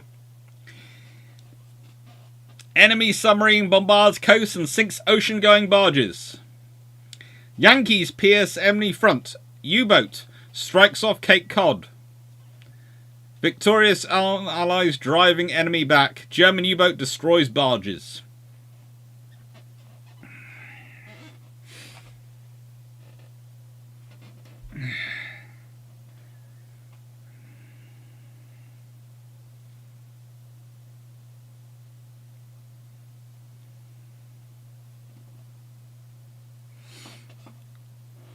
Age of Violence. So I need to buy a bunker as a home when there's talk about building 15-inch guns and building a bigger RN.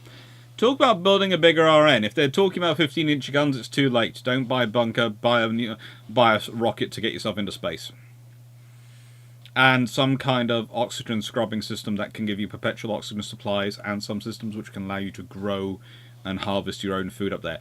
Make sure there are solar panels on the rocket that are very efficient and protected during launch, and take spares, so you can power yourself off the sun. And if you have some form of cryogenic unit you can create, that would be quite a good idea. Just give yourself a few 100 years before you come back to Earth. Mark Harkness, my ancestors worked hard to get thrown over to so-called civilized country. A U-boat like this would carry, well, as I've just listed off, she carried 1,672 5.9-inch rounds and 764 3.5-inch, that's 88mm rounds.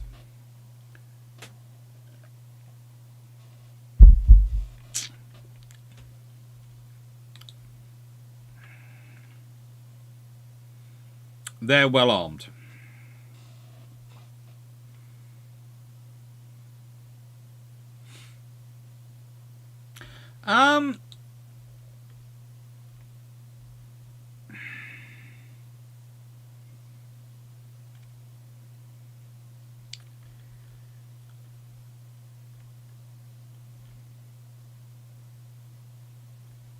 I'm not sure about that story about U-152 visiting Rhode Island and the crew taking shore, even buying a bunch of newspapers, listed sailing schedules.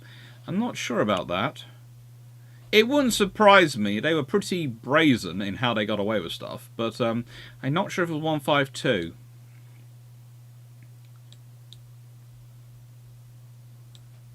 But remember, the class of submarines are also the ones used as the merchant submarines. They include 155, the Deutschland, which was the one which did the whole merchant submarine trips between to break the blockade between Germany and America.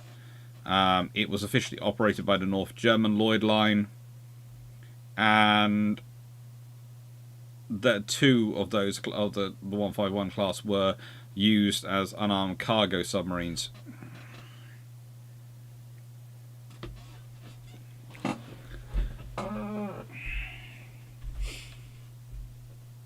Interesting submarines. There's actually pictures of her unloading in New London in 1916.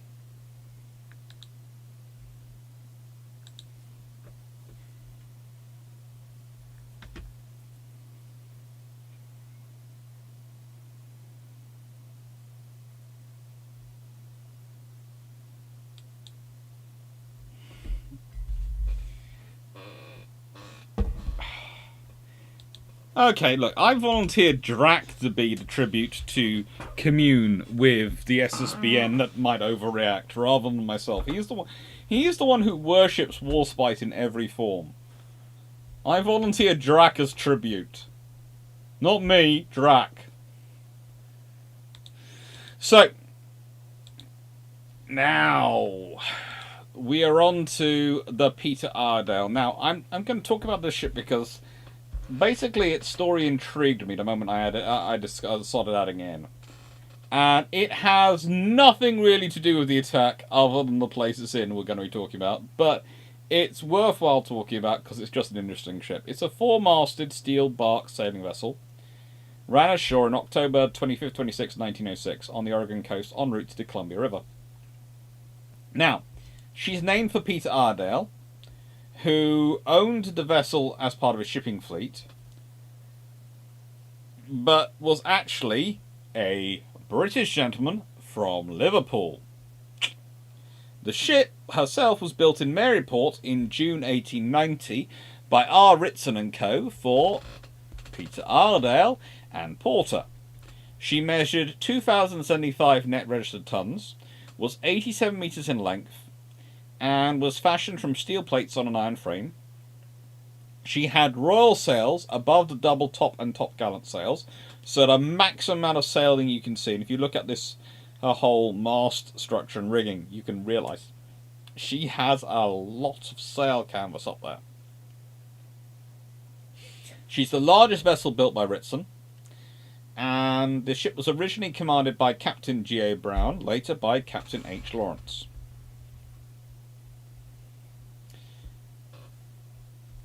Now, so she was 16 years old, roughly, when she was lost. Sailing from Salina Cruz, Mexico,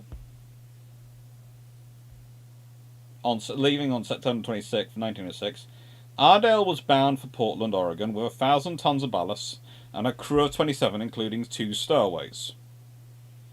The voyage up the coast was unremarkable, until on 25th of October, when Captain Lawrence sighted the Tillamook Rock Lighthouse at 03:20 hours. The crew altered course, first east-northeast and then northeast to enter the mouth of the Columbia River in thick mist and rising tide. Under strong winds out of the west, an attempt was made to wear the ship away from shore, but the heavy northwest squall grounded Peter Ardale on Clatsop Sands, now often called Clatsop Spit. High seas and wind drove the ship ashore. A lifeboat is dispatched from Hammond, Oregon, and assisted evacuate the sailors who were tended at Fort Stevens. No casualties occurred. Naval Court of Inquiry was held in Astoria on November 12th and 13th, 1906, by the British Vice Consulate to determine the cause of the wreck. After investigating, no blame was placed on Lawrence and the crew for the loss, and he and his officers were commended for their attempts to save the ship. There's little damage to the hull, and plans were actually made to tow the ship back to sea, but after several weeks waiting for favourable weather and ocean conditions, the ship had listed to port and become embedded in the sands. Salvage rights to the ship were sold in 1917, but the wreck was never actually broken up. All that remains today is the bow, a few ribs, and a couple of masts, and you can still see them on the beach. There are photos from as recent as 2012.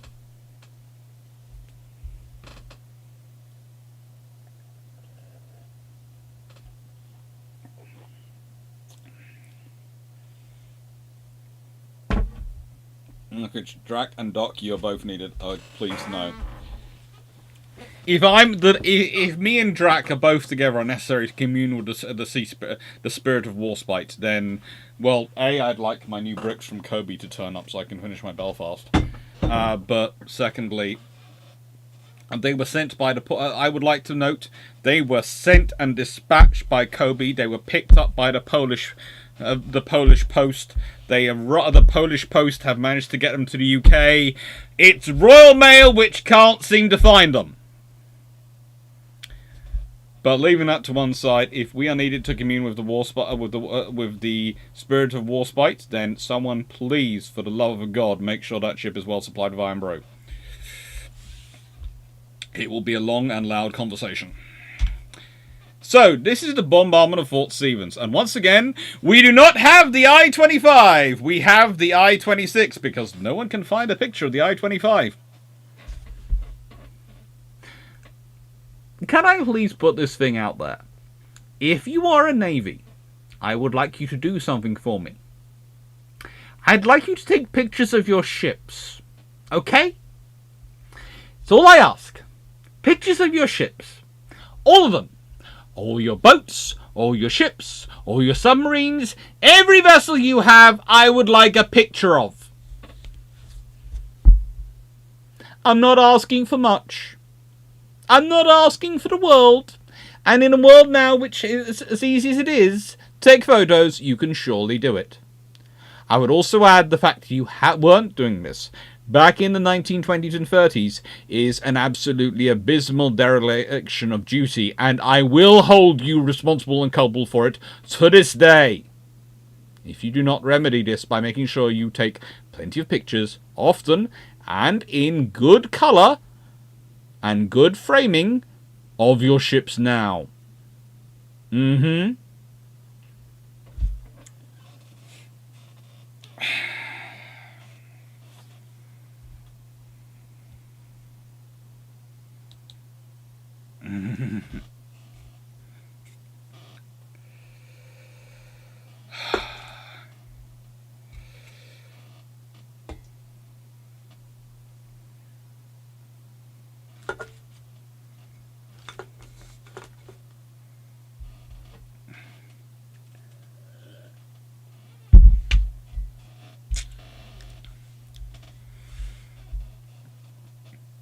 Okay, just because they take pictures doesn't mean they have to publish them somewhere you can find them. If you have pictures and they are in archives, eventually I will find them. I will find the archives and I will find the pictures. So, Bombardment of Fort Stevens. Well,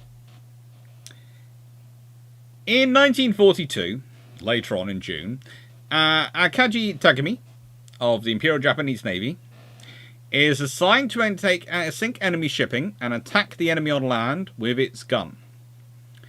Transporting an E-14Y seaplane, the crew of the submarine was crewed by 97 souls.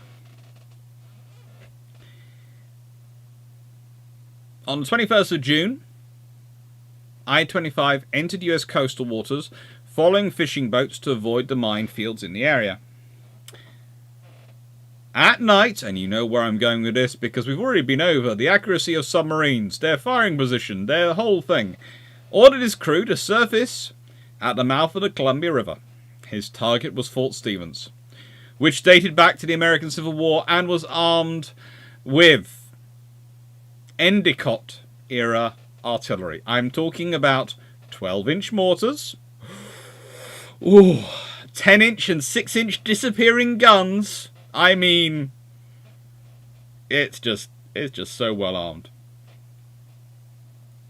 Takemi ordered the deck crew to open fire on Battery Russell of Fort Stevens. Now, I have a habit of calling this Fort Russell for some reason, but we'll leave that to one side. Unsurprisingly, considering the fact that A, the battery commander decided not to fire back at him because he wasn't in range, B, he had the place entirely blacked out, so it wasn't no lights were showing, and C, considering the actual capabilities of a submarine to actually hit a target when it's rocking up and down in the water, quite so close to the water, and is quite such an unstable platform, let alone at night, he doesn't actually manage to hit the fort. The commander does refuse permission for his gunners to return fire, but that's because he doesn't think they'll actually hit anything.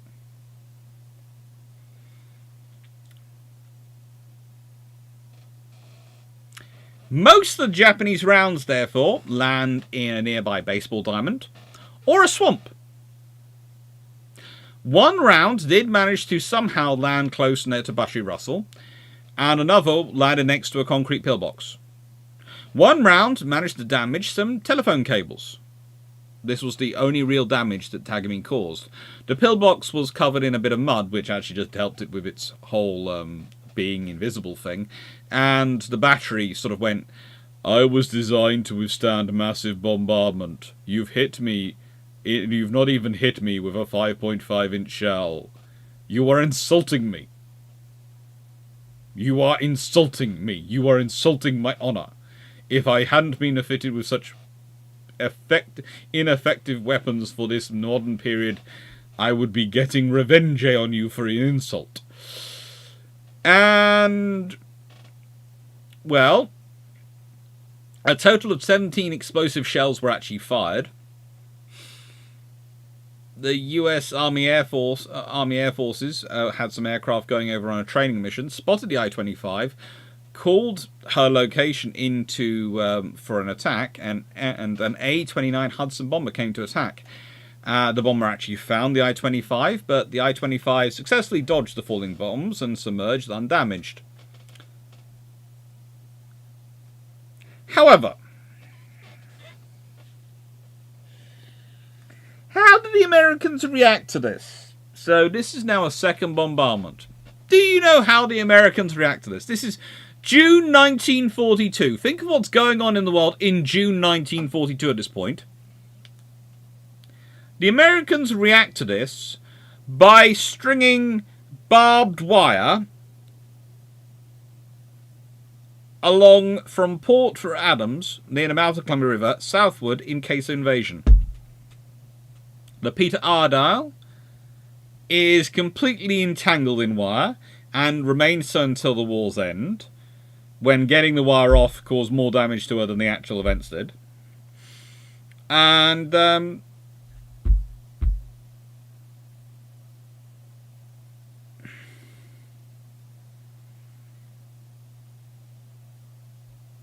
yeah.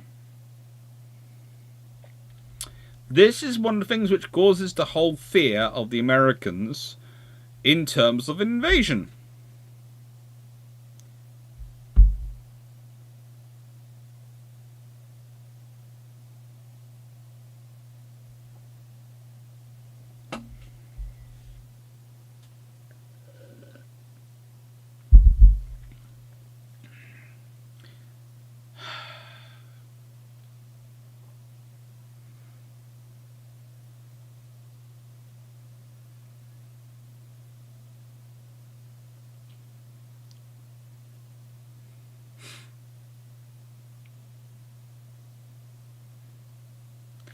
So you tell a US citizen that thanks to the Napoleonic Wars, it meant during the War of 1812, the British public thought the Americans had stabbed them back by citing Napoleon Bonaparte. It's the case.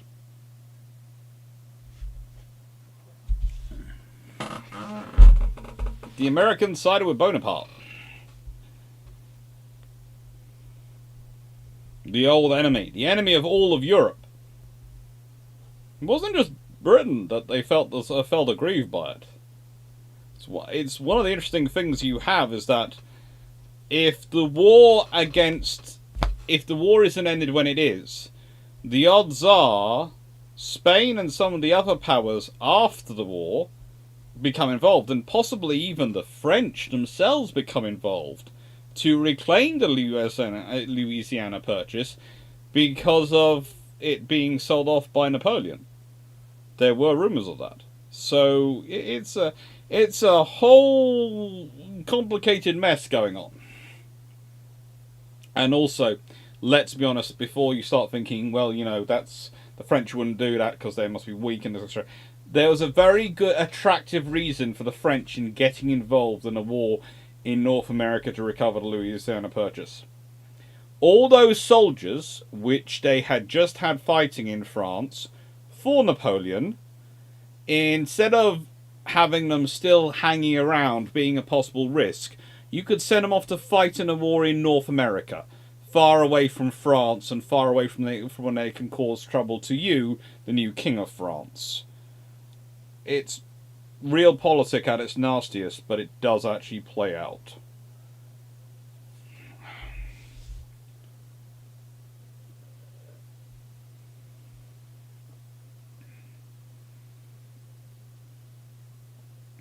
Hello, Renan.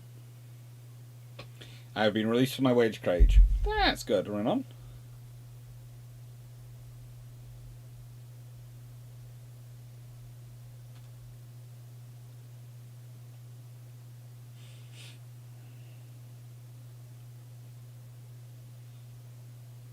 Did they upgrade the guns at Fort Stevens though? Eventually. So.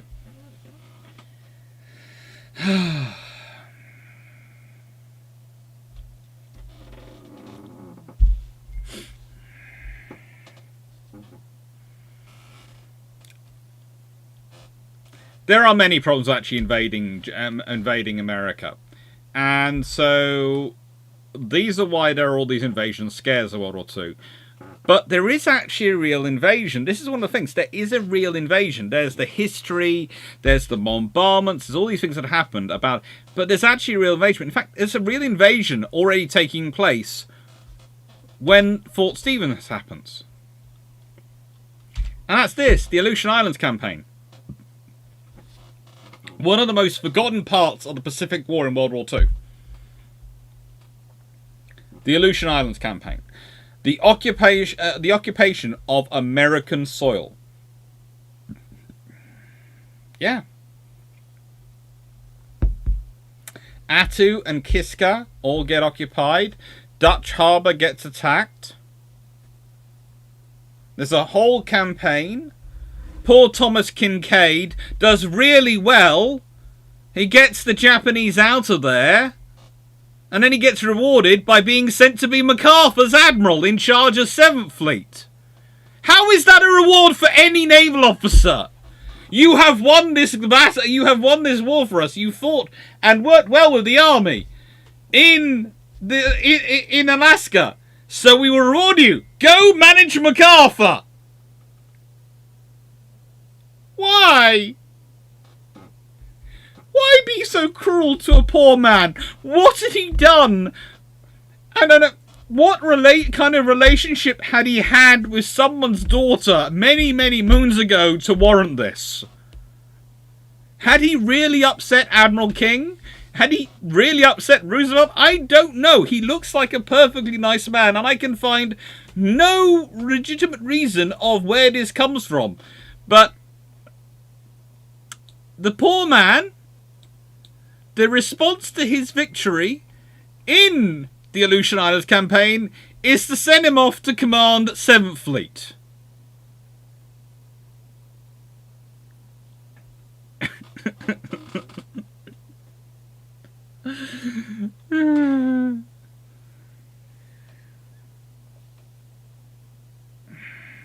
Now, one of the reasons why this is forgotten has already been pointed out by John Newman is that it happens while Midway's going on.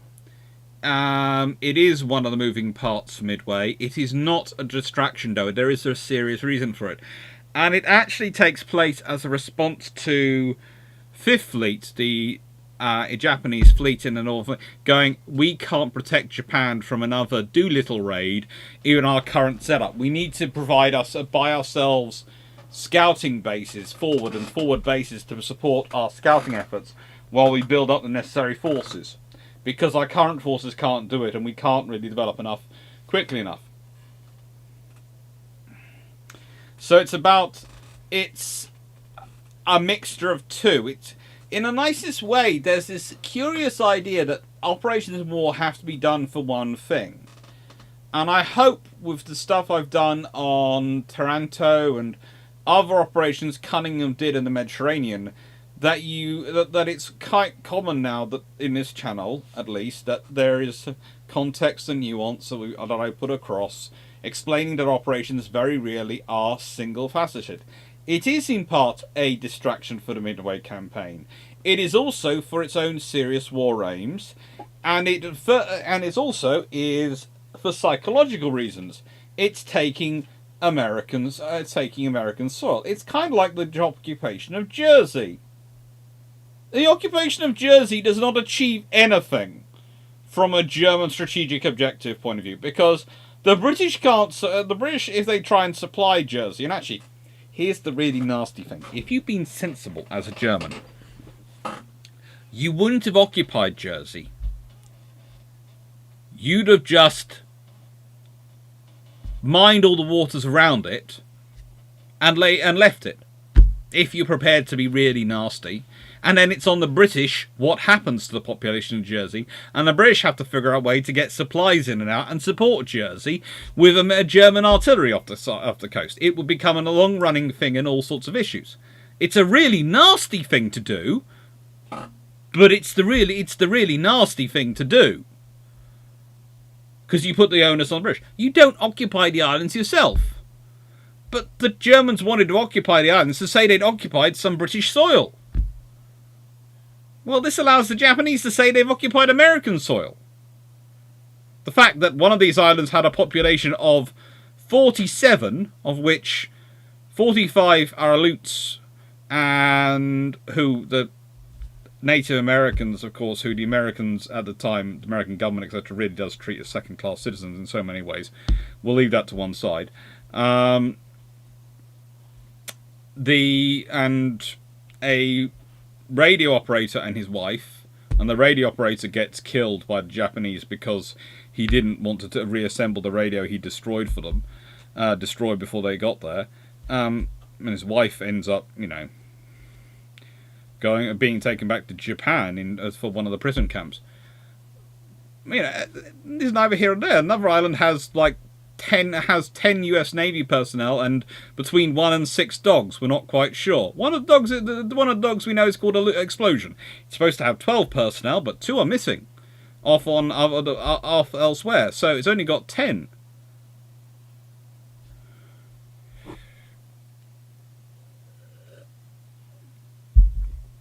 It's supposed to be a distraction because it's supposed to be another thing. The Americans are supposed to be distracted in terms of going, Midways are being attacked. The Aleutian Islands are being attacked. The Japanese are everywhere. That's distraction at that level.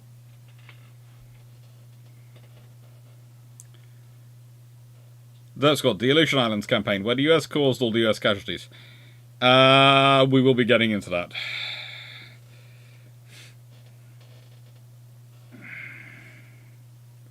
Friendly Sea Mine, did he tell King that the British are okay? Well, he did work well with the Canadians. So that might be another thing King had against him, because he worked well with the Canadians. That could be his problem. Edgeland, wasn't one of the reasons they promoted Ike because he was willing to put up with MacArthur for years as head of the Chief of Staff? The guy can get people to work with the guy can get people to work with anyone. Yeah. That did help him.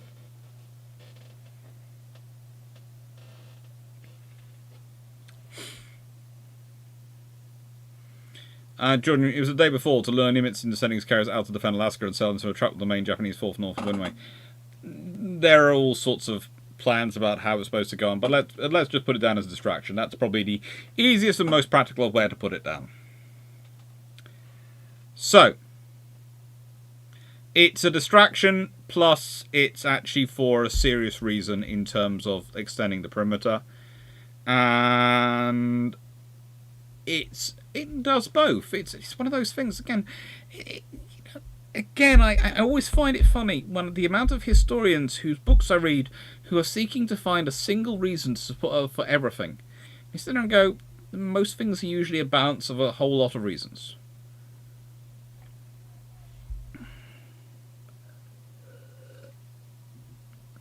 I will get into that, Scooter Scat, because you're quite right. There are quite a few screw-ups in the Aleutian campaigns. Excuse the French cousins.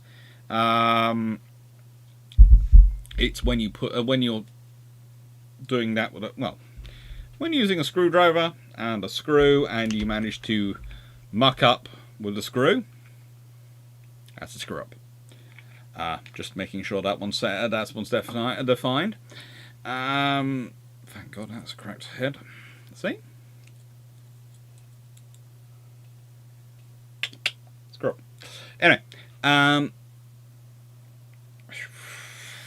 seeing family on Saturday, don't want to get hurt, don't want to be the hunting target. But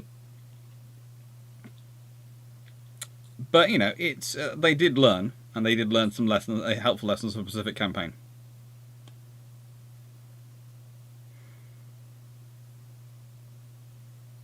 My Highness, the Japanese were delayed.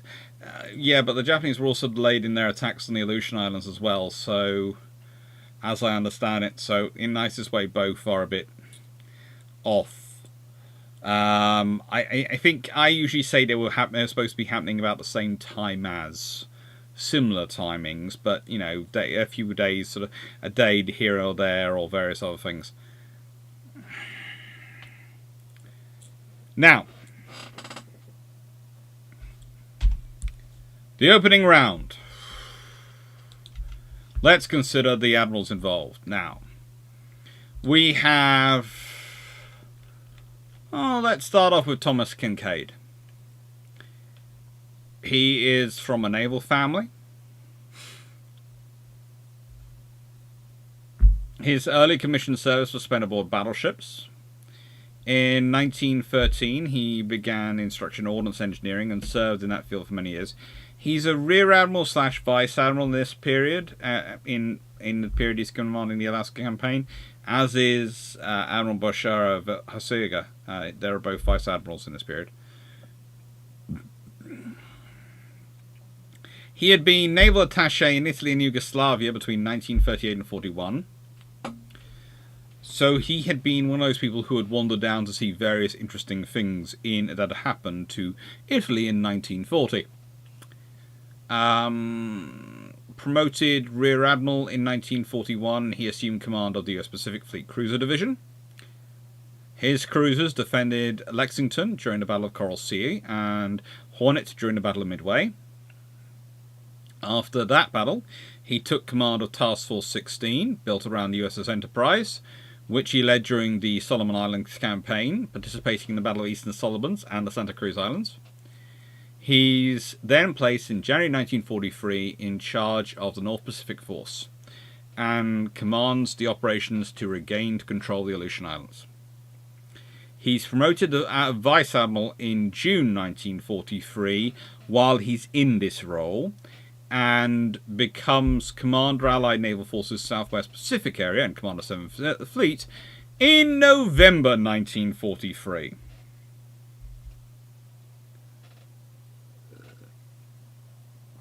He makes full admiral on the 3rd of April 1945.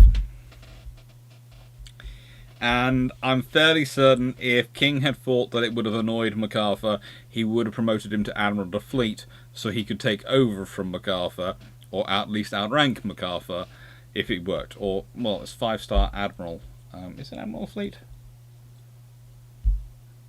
Is it Admiral of the Fleet? It's an Admiral of the Fleet in the US Navy. They call it something else, don't they? Brain going a bit slow. But then we have Bashar Hasiaga, who is an interesting officer because he has an amazing career and is doing quite well up until March 1943, when he's escorting a couple of transports to reinforce Kisa in the Aleutian Islands.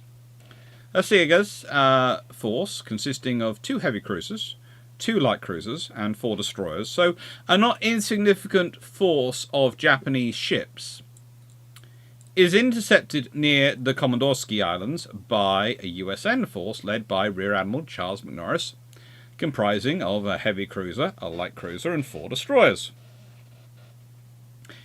During the Battle of Komodorsky Islands, Hasiaga mistakes shell splashes from coloured dye shells for bomb splashes, and concludes he's under aerial attack. Seeking to protect his ships, he breaks off action and retreats from battle, even though he had at this point already severely damaged Salt Lake City and looked like he was able to win. The view of the Japanese High Command of his retreat from an inferior American force was viewed as evidence of cowardice and cost him his command. So he's relieved by Shiro Kwasi. Now, in reality, here is the thing. In 1943, 2 heavy cruisers, 2 light cruisers, and 4 destroyers is quite a significant portion of the remaining Japanese fleet.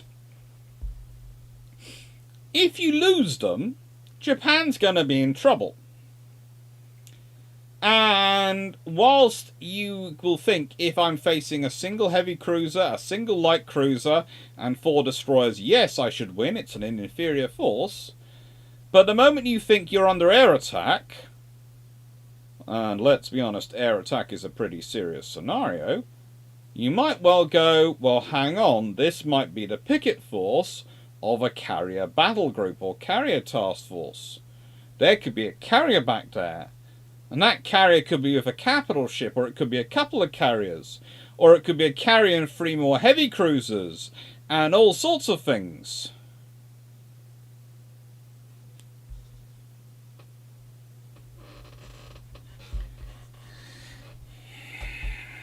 Fleet Admiral. Yeah. I thought it was Fleet, but yeah, something. So, I would say, yeah, you might want him to stay and fight the battle, and if you are certain that that's all the force you're facing, he should do. But the moment the potential enters in the equation that he's facing a force which is enough to annihilate him, he should preserve his ships.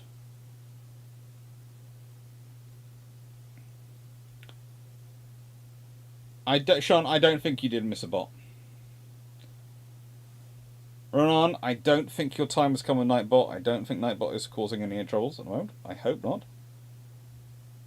Down Truman. Admiral, slightly more senior than you, MacArthur, so stick that in pipe and smoke and love kisses. The honor again. Dan Freeman, I don't think Nightbot can ban you because you're more senior than Nightbot now. You have to remember you are the senior admin, but I don't think you can ban Seneca Nero either, because I think once you're admin, only I can ban you.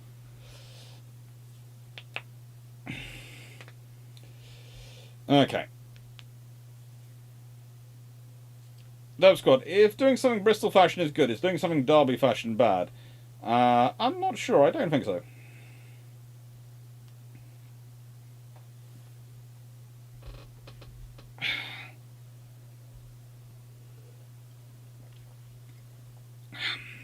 Although, Shirokazu is not bad either. He's definitely more decent than most. In fact, it suggests to me that the less prestigious command you have in Japanese naval history, the more likely you are to get a competent naval commander turn up there, because, that's how it goes. You're going to get someone there who is being promoted because of competence, not political connections, because political connections go where the power, where the status is.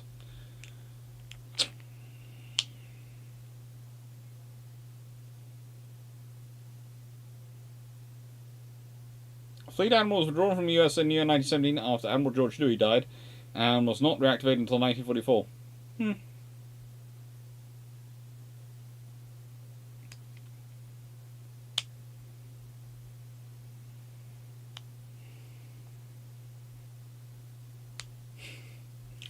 I'm fairly sure there's a problem with the fact that the Admiral during World War I gets all sorts of spare. The US Congress occasionally does to create some fantastic ranks in US military history. That could be worth a video someday, just for a bit of fun. Anyway, so, the Battle of Dutch Harbour. Now, the Battle of Dutch Harbour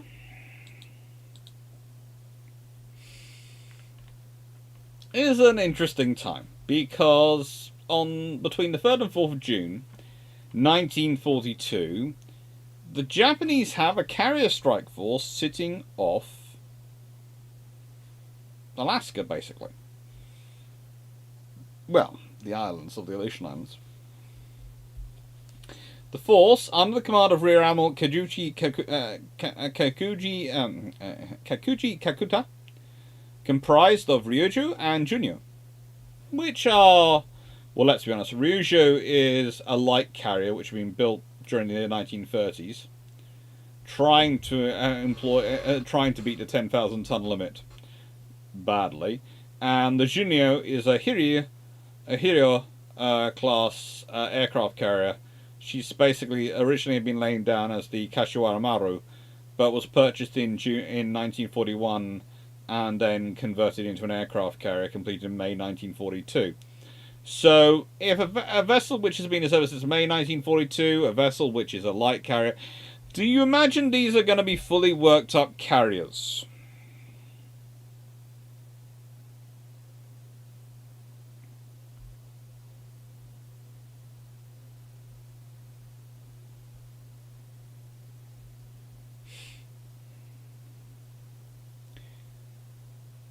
So anyway, I got banned 3 times, I think. It could be either it was friendly fire from Melanie, or it was Nightbot. Melanie and Dan both got me once. Oh. So, yeah, this is where the famous Aklut Zero comes from. Anyway, so at 02:58 hours, Admiral Kirkuta ordered his aircraft carriers to launch their strike from roughly 180 miles southwest of Dutch Harbour, and the strike was made up of 12 Zeros, 10 Kates, and 12 Val dive bombers. So, 34 aircraft, which took off from the 2 small carriers to strike at Dutch Harbour.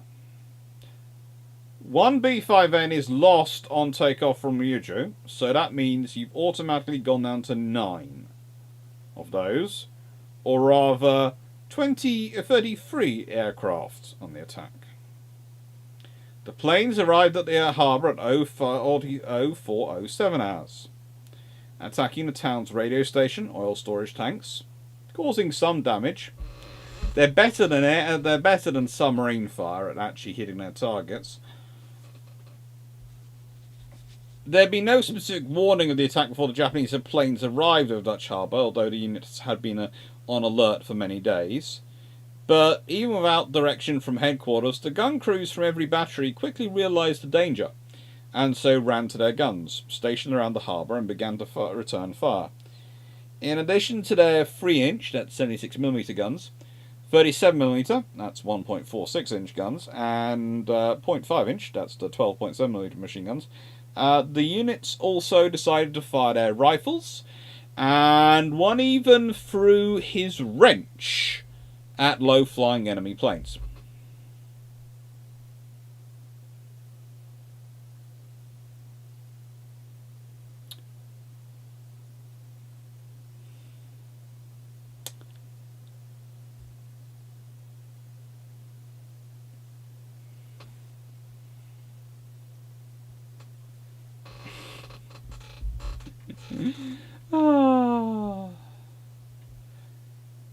Anyway, sorry, I'm laughing at the chat, not the subject. Several members of the unit reported being able to clearly see the faces of Japanese aviators as they made their runs over the island. They were flying so low. And the highest casualties on the first day occurred when bombs struck barracks 864 and 866 in Fort Mears, killing 17 service personnel of the 37th Infantry Regiment and 8 from the 151st Engineers. Now you have to remember, there's a key reason you to attack Dutch Harbour. There are 2 reasons to do it. 1, it's going to be a very loud noise up and down the American strategic community.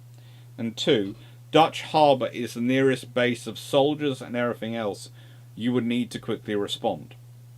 So if you consider some of the landings are going to take place with just 500 soldiers, if the garrison of Dutch Harbour, or the forts and personnel base at Dutch Harbour, had been viable and completely unmolested by the Japanese, there is a viable idea in many people's heads they could have launched an attack to retake them quickly.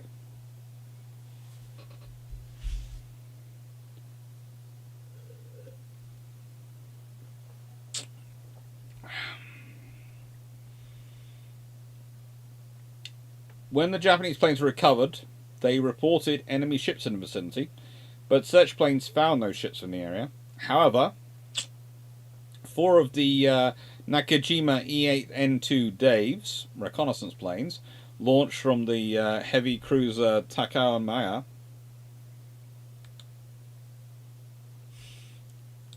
encountered U.S. fighters while searching for these ships, and the fighters themselves were searching for the departing Japanese squadron.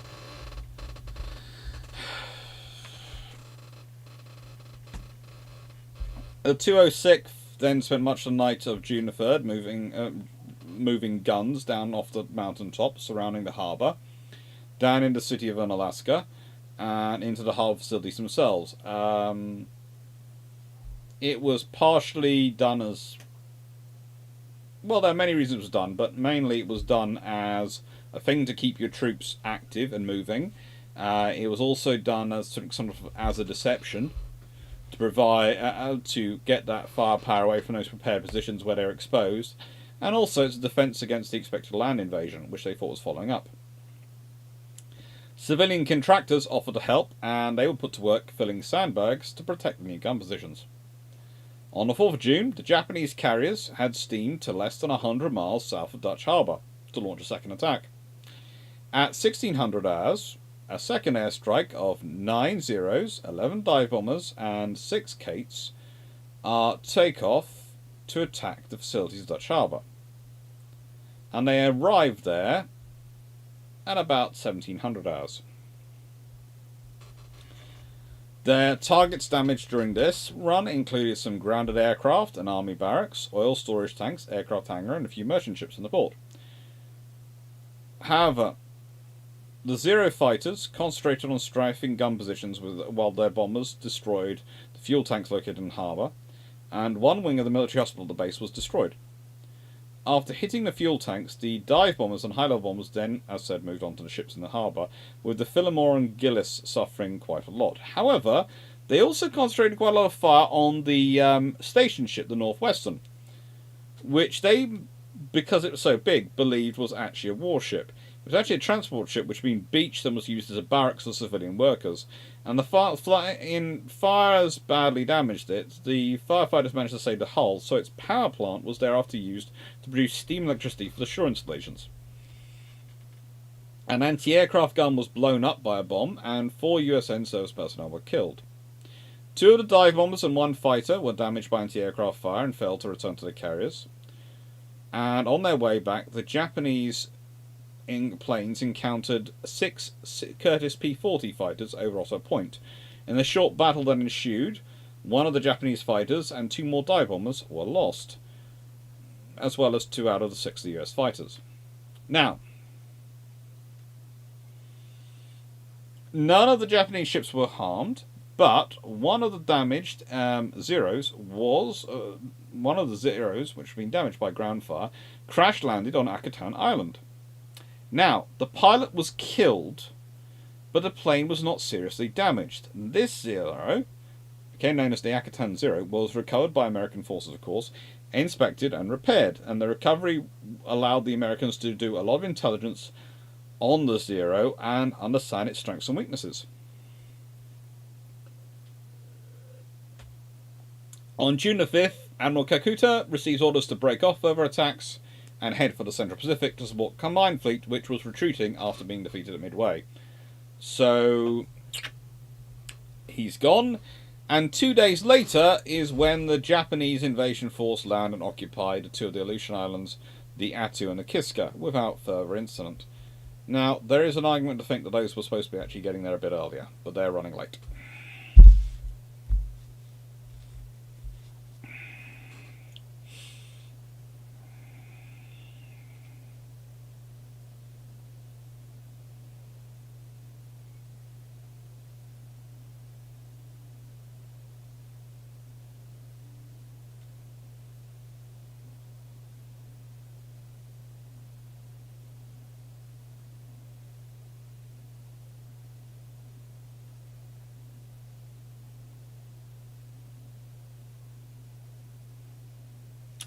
So, that is the Battle of Dutch Harbour. Now, things get a little worse from here, because whilst the Japanese do not turn up at Dutch Harbour, which, if you look at this map, you can sort of tell why they don't, because the entire time the Japanese are going to be at the tyranny of logistics themselves, but also the Americans are going to be. You have to remember, it had only been on the 11th of February that everything had finally been passed, allowing for the Alaska Highway to be built. So, I know it's often dated to, I think, the 6th of February, but it's actually the 11th of February because it takes 5 days for everything to be assented to and agreed and all things. So it's 11th February when they officially get the orders to start building the Alaska Highway. So up until this point, Alaska hasn't been really linked up with. And you can therefore see and go, infrastructure, logistics is going to be fun here, isn't it? You've got Anchorage, but actually most of your logistics and most of your infrastructure is going to have to come from Seattle. Which, if you look at the border of Canada, you have to go you have to go down that border quite a way to get to Seattle.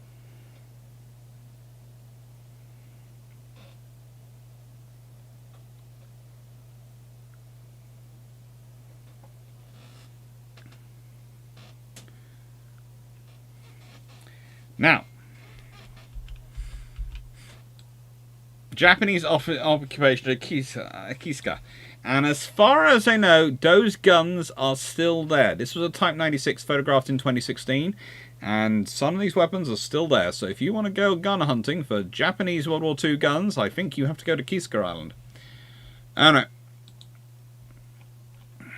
So, the Japanese occupation of Kiska is kind of interesting because, how do I put it politely? Okay. They turn up with 500 troops. The technical commander of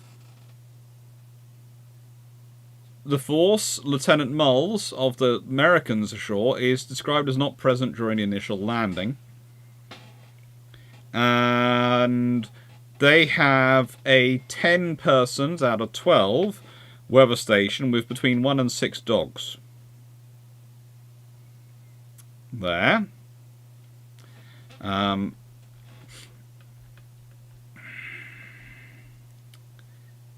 It's an interesting formation. The Japanese stormed the station. They have 500 of their naval sort of landing forces, naval ground troops. They killed 2 Americans, captured 7, and they launched a search party after they realized that Chief Petty Officer William C. House had escaped.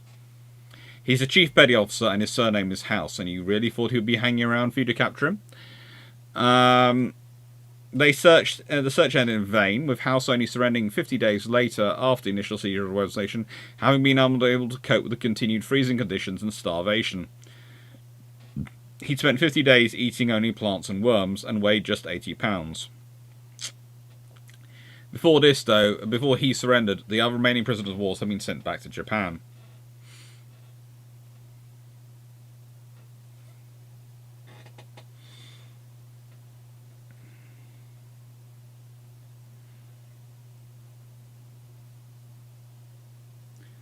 So I once read that a particular Zero was an advanced prototype for a new model Zero, and the US used that info to make improvements in the end of Hellcat. Not really.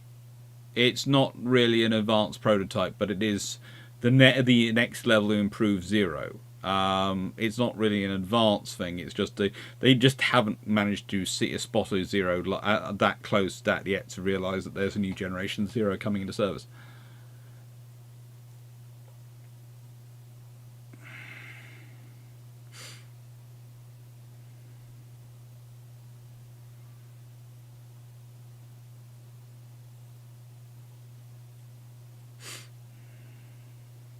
I wish they put an extra 0 at the end of my PUA. Unfortunately, given I work for the tax office, it seems unlikely to happen. Ugh, so annoying. Although I did find out what my issues were with the tax man. Cody85, member for 30 months. Hello. What would... Lucky for me. Hopefully lucky for you as well, member of 13 months. What would the effects have been if the US decided to attack Japan along the Aleutian Zone only for defensive action elsewhere? Don't think it would quite work out that way, because honestly, logistically, it's actually easier to go the route they went. You have to understand the sheer currents and distances and tyranny you are fighting of cold up there. I mean, the extra support and extra things you'd have to do to fight along, use the illusions is just obscenely difficult. It's not impossible, but it's obscenely difficult in comparison.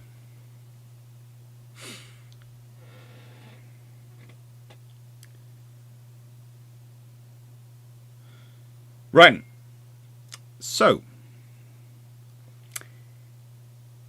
as said, the Americans only have 12, theoretically have 12 people there, actually only have 10 there.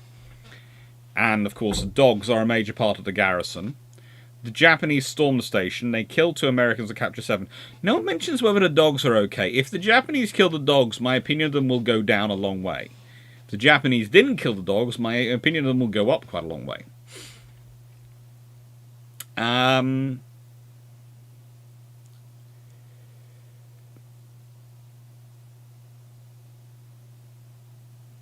The Japanese found themselves under almost a continuous bombardment campaign. The Americans and Allied forces tried to wage a continuous air campaign against the Japanese on Kiska. But this does lead to a very strange scenario, because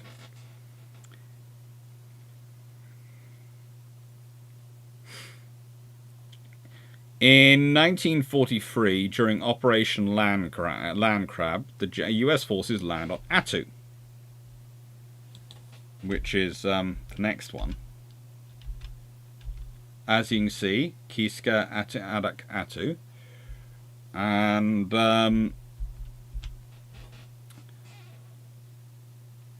in response, and subsequently destroyed the Japanese garrison there in some bitter fighting.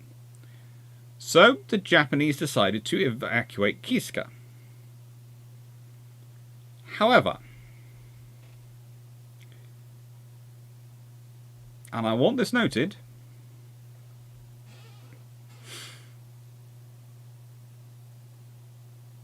the Japanese actually managed to successfully evacuate Kiska. So on 25th of July, Rear Admiral Kimura Matsumi, commanding 2 light cruisers and 10 destroyers, slips through the American blockade under the cover of fog and rescues the 5,193 men of the garrison. The light cruisers using as the Abakuma, the Kiso, and destroyers Yugumo, Kazugo, Yusugo, Asogomo, Anakimo, and Higube. And the destroyers Hatsushino, Nagani, and Shimazi and Saozi. The Americans therefore executed, and I'll be talking about this, a landing on the island of Kiska in a bit. And I'll be talking about this later on, when I'm talking about Operation Cottage.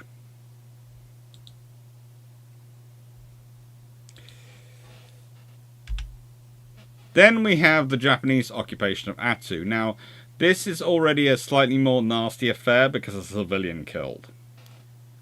I was mistaken.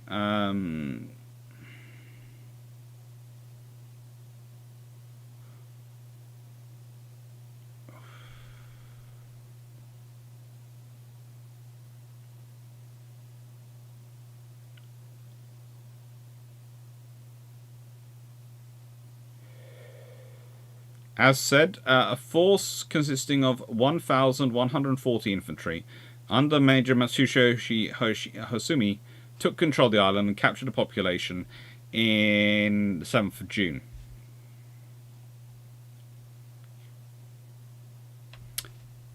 "16 of the 42 Aleuts who survived the occupation and were taken to prison camp in Hokkaido, the 42 who survived the Japanese invasion to be taken to the prison camp in Hokkaido died while they were imprisoned. Charles Jones was the name of the radio operator and weather reporter who originally from St. Paris, Ohio, along with his wife, Etta, a teacher and nurse, originally from Vinland, New Jersey. Charles was killed when he refused to fix the radio he'd previously destroyed to prevent the occupying troops from using it. and his wife ends up in the same, going through the same sort of story as the Australian Rabaul and New Britain nurses. She eventually dies aged 86 in Bradenton, Florida in December 1965. After the landing, the soldiers began constructing an airbase and fortifications. Nearest American forces, as mentioned, were back on a Dutch harbour. Throughout the occupation, American air and naval forces liked to bombard the island.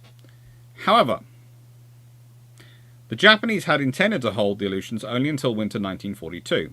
The occupation continued in 1943 in order to deny the American use of the islands. But in August 1942, the garrison of Attu was actually moved to Kiska. Please note this. The garrison of Attu is moved to Kiska to help repel a suspected American attack there. And so, Kiska is actually unoccupied from August to October 1942, when a 2,900-man force under Colonel Yasuga Yamasaki arrive.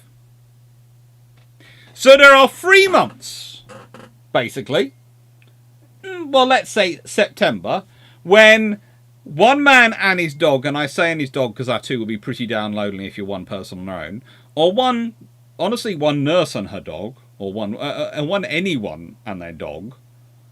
I'm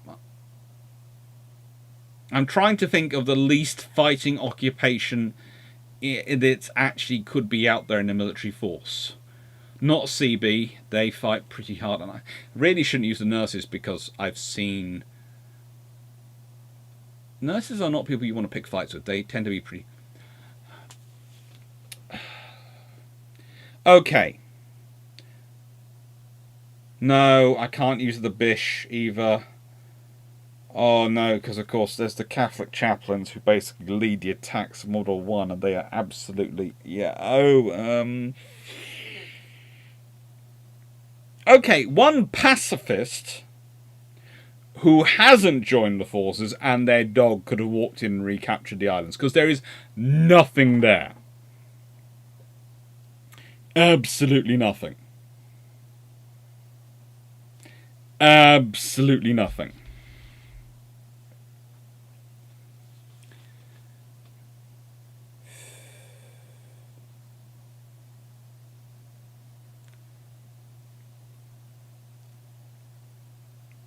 And it's that garrison, that 2,900 force, which continued constructing the airfield and fortifications until 11th of May 1943, when a 15,000 troop army of American troops landed.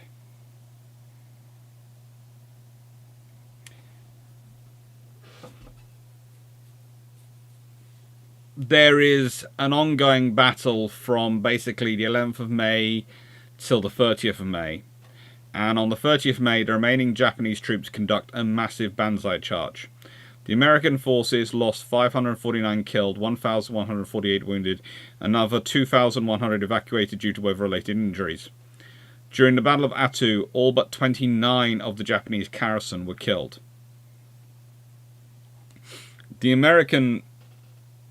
The occupation ends with an American victory. American forces deemed the half-completed airfield and not ideally situated, so they built a new one themselves, and then used the islands to launch bomber attacks against the Japanese homelands for the remainder of the war.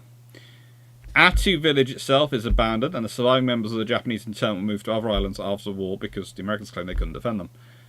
And in 2012, for the 70th anniversary of the occupation, a memorial to Attu village was actually dedicated at the site of the former site of the town.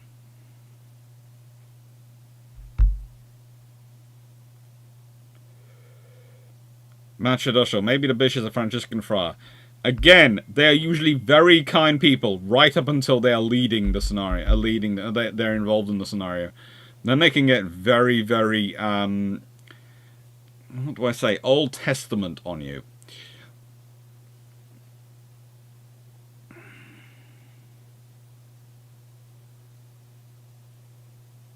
Enjoy, Stafford. You'll like a new truck. Okay. Discord. Also, lack of infrastructure in early 1940s Alaska. Anchorage was still mostly an equestrian city. I'm not sure I'd describe it as an equestrian city. I think I'd more describe it as a sled dog city than an equestrian city. Yeah, yes, in theory there is a lot of horses there, but there's more of a dog teams than horses there at certain points. That might be just me. That might be just me focusing on the sled dogs, but it does seem more. Anyway, considering the IGN plan 6,300 A6M8 mod 64 zeros with 1,560 horsepower engines and two 20mm and two 13.2mm guns, yeah, could these have made a difference? That sheer number of aircraft could have made a difference, but unless you're able to actually build them, it's never going to make a difference. So yes, if they manage to build the 6,300 aircraft, that will make a difference. 6,300 extra fighters, if you can build them, fuel them, fly them, that will make a difference to your war aims. But if you can't, yeah.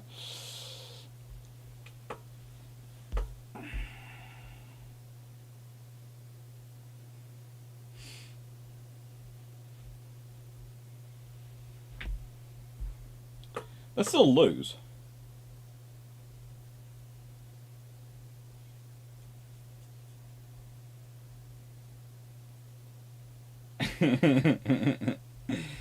Oh. So that's Attu.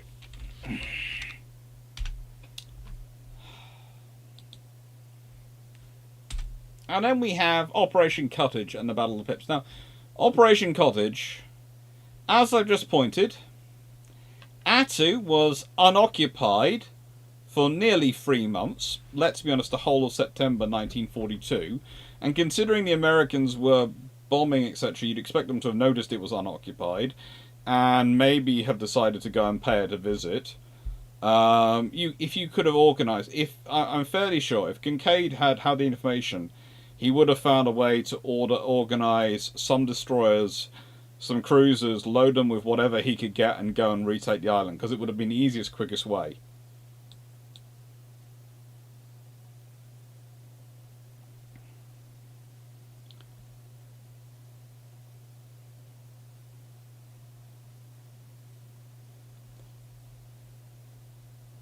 Yeah, I would agree, Seneca Nero. Just one.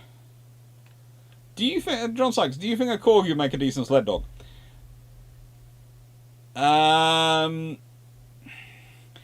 Let's put it this way. I have taken my Corgi to see snow. And, cousins, if you're watching, Auntie C doesn't notice, so don't say anything to her. Might have taken him to the actual beach and let him run through water. And the thing is, when it gets deep enough, he does bunny hops. So I don't think that would make for a good sled dog motion. But if it wasn't, if it was not a scenario where that was deep, where it was that deep, I think he could do quite good running. He's not really orientated around that sort of level of cold, though, as a husky is a running thing. It's kind of like poodles. Poodles would actually are very, very strong, agile, work together as a team. Very energy efficient runners. But the reason they don't make necessarily our pick for sled dogs is because it's being adapted for that cold.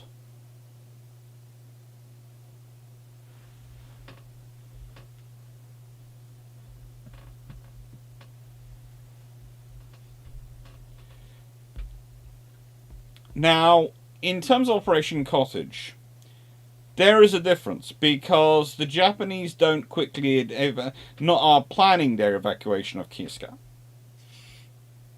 And what they do is they leave behind a scenario where it is booby-trapped, where it is mined, where everything is involved. And the Americans and the Canadians turn up with the 7th Infantry Division, made up of the 87th Mounted Infantry Regiment of the 10th Mounted Division, the 13th Canadian Infantry Brigade, and from the 6th Infantry Division, and it was the first deployment of the 1st Special Service Force, aka the American and Canadian Commando Force. Now, here is the real problem that happens, is that both the US and Canadian forces mistake each other for the Japanese. And a Canadian soldier, and this is despite the Americans and planners having an idea the Japanese had actually evacuated, because on July the 28th, radio signals from Kiska had ceased entirely, bomb damage appeared unrepaired, and air crews reported greatly diminished anti-aircraft fire. So when they go in on August the 15th, if you think about it, so they've had 17 days where they've heard no radio signals from the island. They go in and they are still amped up, expecting the Canadians, the Japanese to be there. You can understand why, but you can also go, nah, there should possibly have been some kind of more restraint going on in how you brief the troops. There were sporadic friendly fire incidents, and this left 28 Americans dead and 4 Canadians dead, 50 wounded on each side. Progress was also, of course, hampered by mines, fire, time bombs, accidental ammunition detonations, vehicle accidents, and booby traps. And, well, yes. A Japanese mine also caused the Fletcher-class destroyer, the Admiral Reed, to lose a rather large section of its stern. It did a Nubian. The blast killed, though, 71 and wounded 47.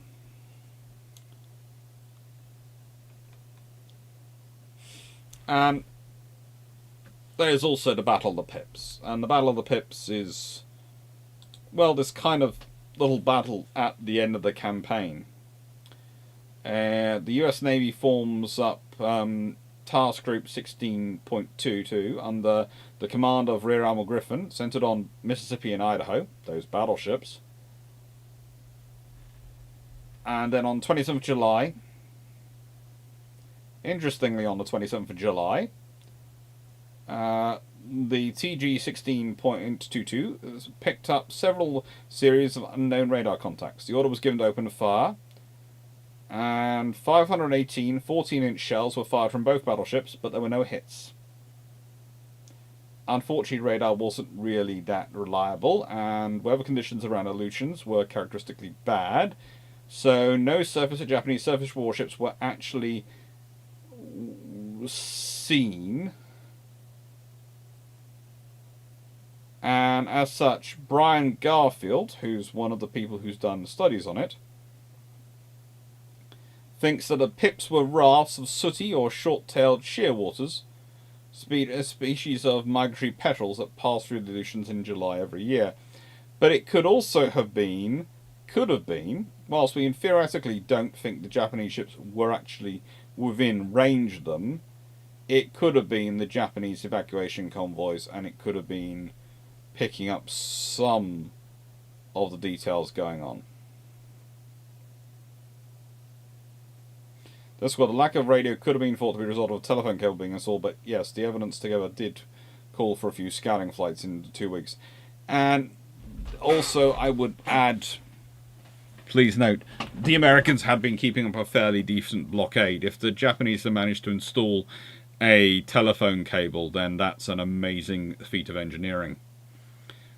Because the options to have done it would have been at very, very high speed using small, fast ships, or using a submarine.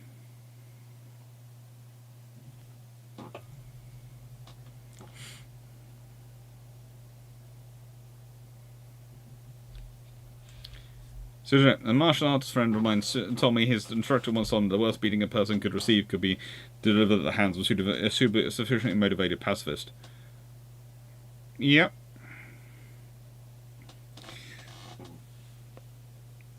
Poodles are carriage dogs, not sled dogs. Perhaps for a Seneca hero.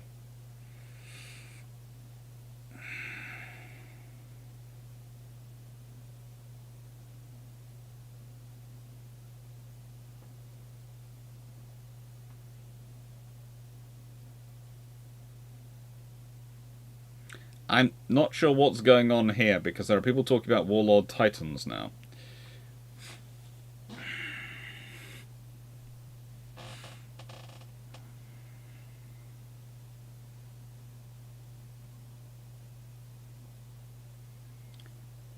That's right. I think if World War II holds off long enough, the IJN have A7M SAMs, A6M Mod 64 Zeros, A6M7 Mod 62s, and Mod 63 Zeros as fighters, and BN6N3 Mod 13 Jill torpedo bombers, and B7A2 Grey dive torpedo bombers.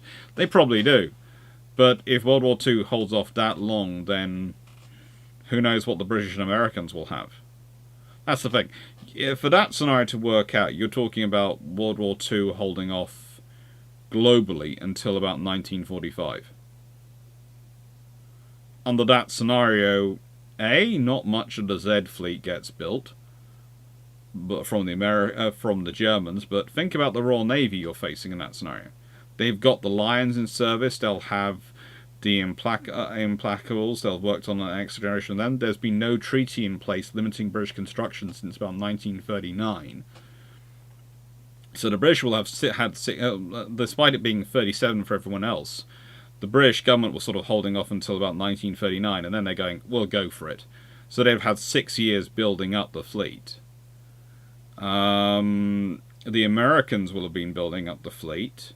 They'll have had peacetime to build up the infrastructure and the personnel without any problems, without their economy being massively disrupted. Yeah, that's not a good scenario for the Japanese.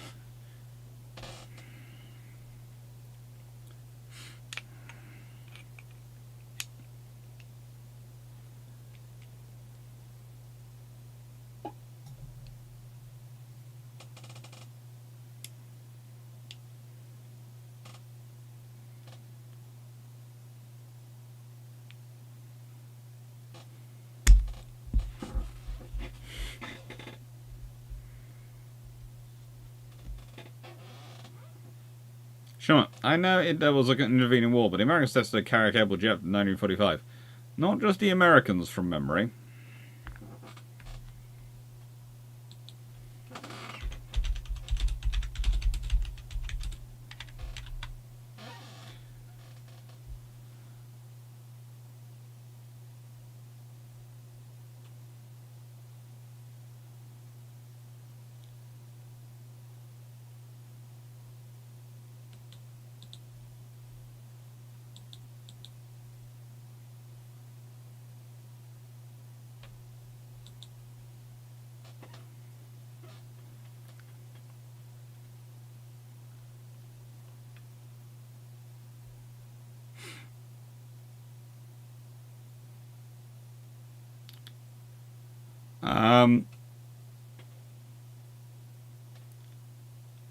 From memory, and actually, it's the fact is the first landing on a jet carrier is, of course, in December 1945 by Eric Brown, who lands the Havilland Sea Vampire on it and takes off HMS Ocean.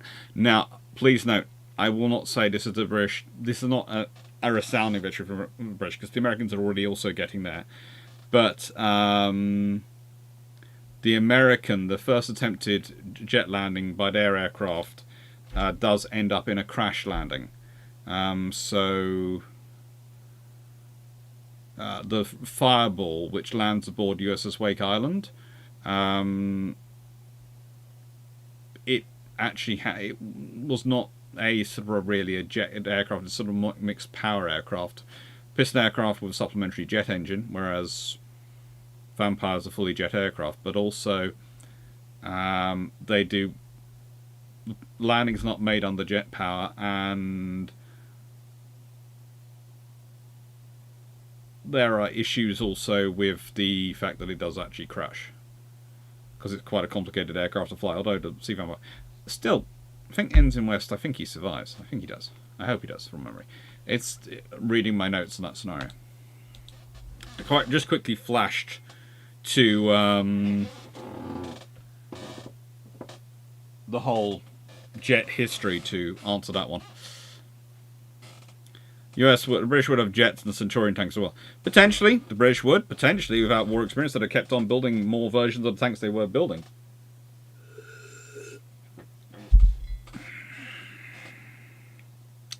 You know they'd have had more 4.5-inch guns, so you'd have seen more destroyers looking... Well, instead of probably going for the battle class as successors to the tribals, it might well have been the 4.5s developed, and you get something that looks like the Daring class becoming the standard British destroyer.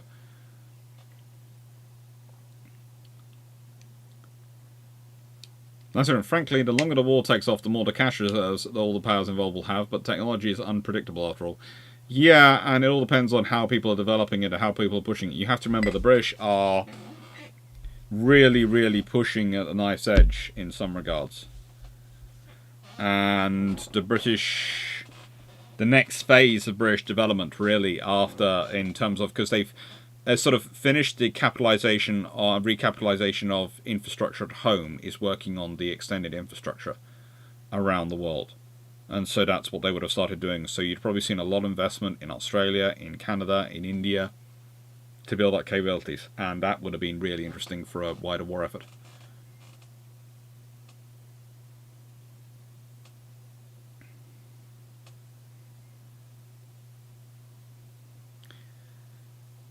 Oh lord, imagine the Matilda Mark 9 TOG 2 on steroids. It could have been interesting.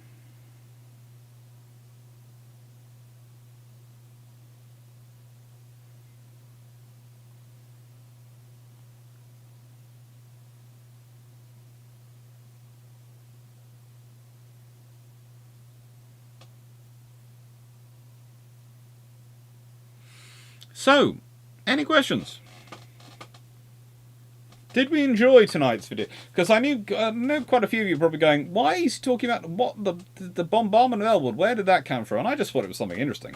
A, it was the anniversary today of it, and B, it's just an interesting bit of history, and it's the whole stuff of the American operations. Now, I have to admit, I haven't gone into the full War of 1812, and I haven't gone into the full campaign details, some of these operations in terms of Aleutian Islands, because I might want to do an actual video on them at some point in the future, but I thought it'd be nice to sort of cover it all.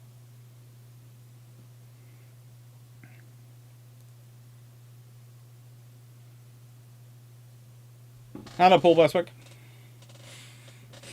Oh, we'd get to a Centurion or something like it eventually. It wouldn't be the first time the army eventually turns around to the Royal Navy and goes, can we borrow one of your guns? But it would be interesting how long it would take to get there.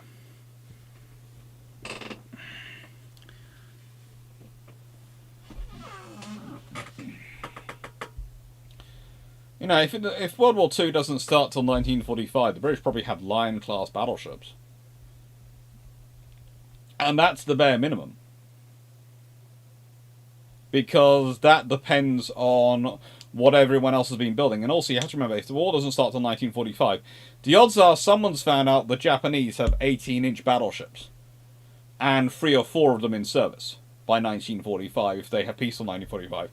In which case, and of course Shinano doesn't get turned into an aircraft carrier, in which case there's going to be some response from the Americans and the British. If they find out the Japanese have 18-inch gun battleships in that period, which they will do, because you won't be able to keep it secret that long. The British already suspect they're 17-inch gun ships. You know. Those what, 4.5 inches, about 120 millimeters? It's about 120 millimeter, 4.5 inch, about.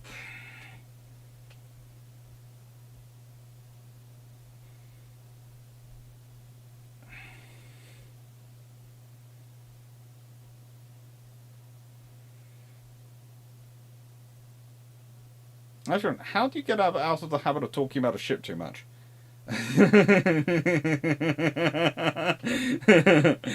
Oh, my dear friend Knight 6831, there is a reason I do not have a girlfriend. Let's put it this way, I talk way too much ship, and I work way too much naval history. I do not have a social life, so I love this, and I love talking about all this with all of you, but I do realize it doesn't make me exactly a normal person, and I cannot answer that question.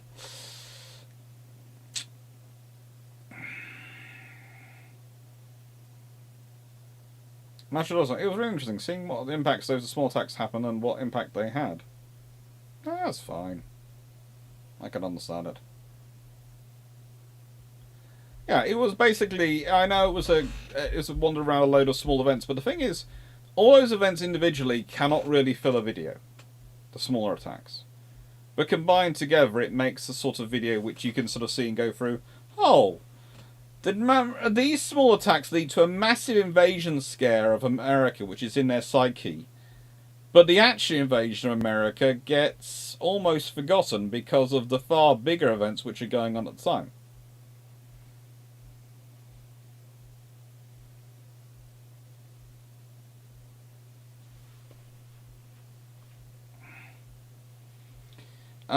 If the war delays, then I think the Revengers are out of service. I think the unmodified Queen Elizabeths are definitely out of service. And the Queen Elizabeth Renowns, Hoods, and Nelrods will be staying around depending on what's happened. It's kind of like if you've actually built the Vanguards, then it might not be. You might not have kept the Repulse around. You might not have upgraded her. Probably have upgraded Hood. But how long she's going to be around is an interesting thing. And the moment you find out about Yamato and Musashi, you're going to go, and Shinano and whatever the fourth one's called, you're going to keep at least Nelrods around for as while as you need, because they're basically floating lumps of armor. And you can basically go, well, we're not sure if you can stand up to the battering of their guns, King George V class. And Lions, you might stand a chance of standing up to their battering guns. You can respond. But those two over there, if they you can't run away from them, but by gone, can you make them fight for it taking you down, can't you? And there's Nelson Romney sitting there going, we would quite like to petition for new boilers and a third shaft right about now. New boilers and a third shaft. Just give us the new boilers and the third shaft, and don't worry, we'll deal with them. We are the war canoes.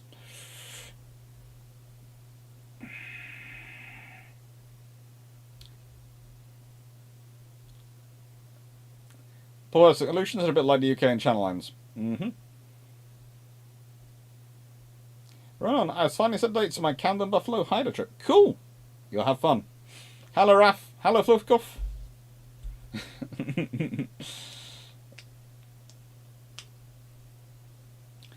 Friendly Seaman, did the Japanese ever plan anything like commando raids from the submarines on America? If something like that is even possible. You see, that's the interesting thing, because theoretically they have the Naval Special Service Forces. And they have long-range submarines, but they don't seem to put the two together and come with do that idea. But it would have been possible, because let's be honest, the American security in some places was absolutely abysmal.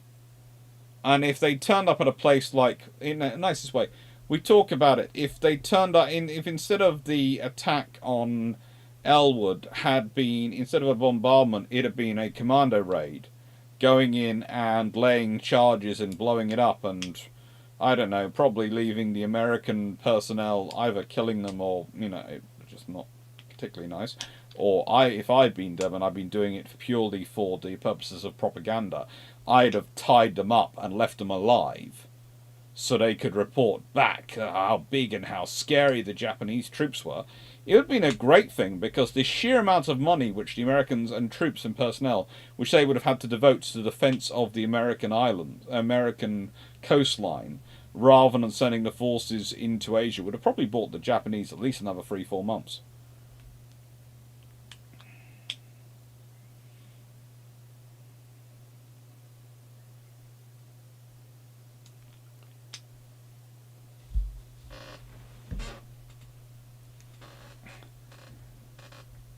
Excuse me, I also have no girlfriend, but I need us extends beyond history to sci-fi, comics, and tabletop games.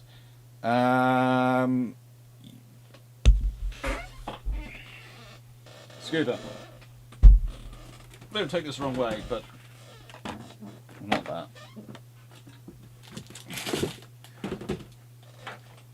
I have D sitting behind me.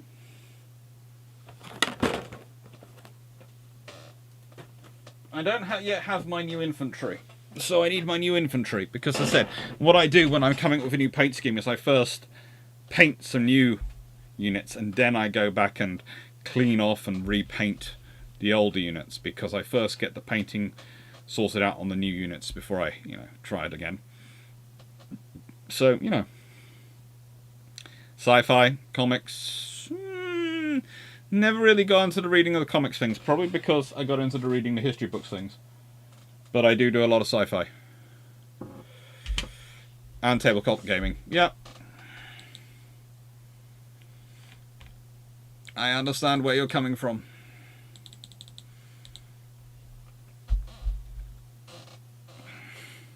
Wish you could get here before the summary. I wish you could as well.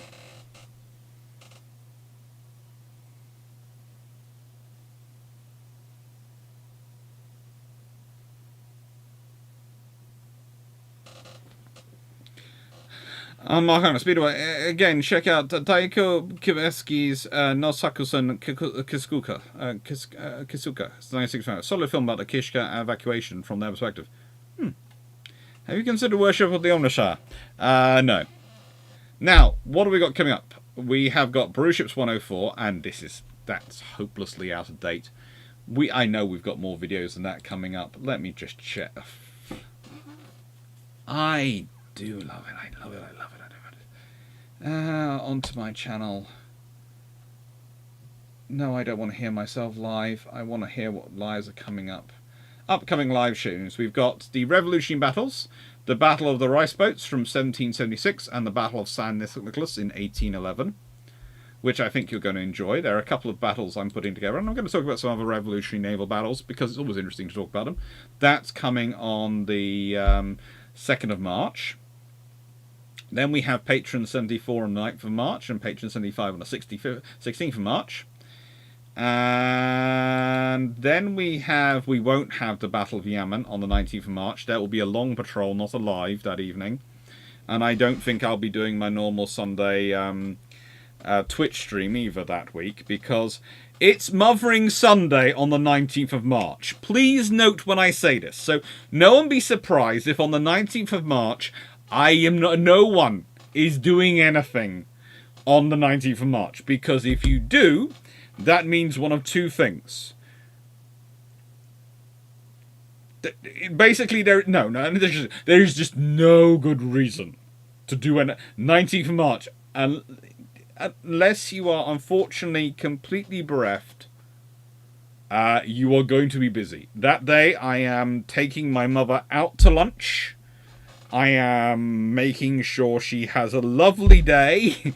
I am organising family events, chocolates, all sorts of things. Okay, so 19th of March. No, I didn't realise when I was scheduling it was going to be Mothering Sunday. I am sorry, but no, I like breathing. I like being one piece. If I forget Mothering Sunday, I will not be in any of these piece of things. And then apparently I have 2 Brewships 107 scheduled, so I'll have to deal with that. And then I have the Patron 2023 bonus. And the Patron 2023 bonus is quite simple. I'm going to look back through all the Patron videos suggested in 2022, and I'm going to pick one which we didn't select and going to go, I fancy doing that. And so basically, every time there's a 5th Thursday in the month, that's going to be my policy. Go back through the Patron suggestions of the previous year and pick a video which didn't win but did well in the voting, and do that as a video. Do a Saturday stream. Potentially, but again, it's a potential thing. It's very much a potential thing. It's a thing to do potentially if I think I can get away with it and not be considered verboten. As I said, I do like this concept called breathing.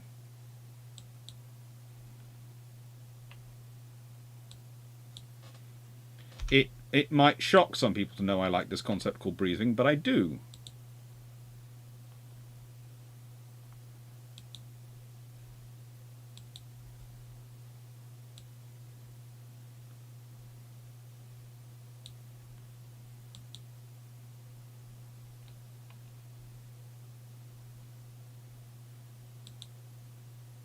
I do like this concept called breathing.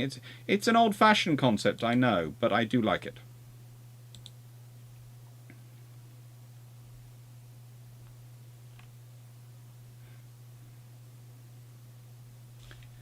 Da da da bum bum bum. Da da da da. Da da da dee. Okay. Hey, that's sorted out now.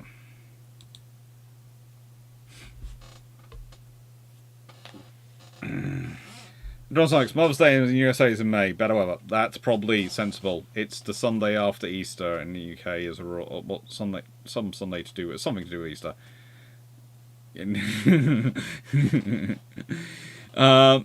Have we recorded this week's field trips? No, we're recording it tomorrow morning. Ah, that reminds me. I haven't sent out the list of topics to Jamie. I will send them to Jamie tonight.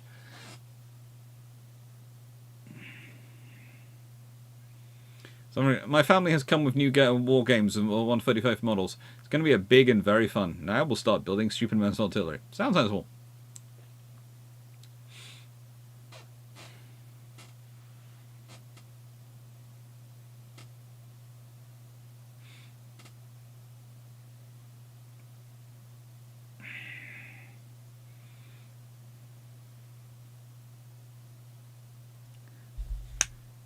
And thanks to your channel, I now have 2 more days still.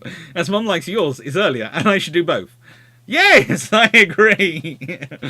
Trust me, if my mum learnt that Mother's Sunday was a different day in America or Australia, she would be suggesting those days.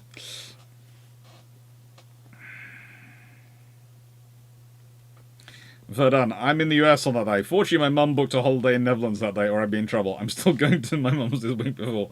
I like breathing.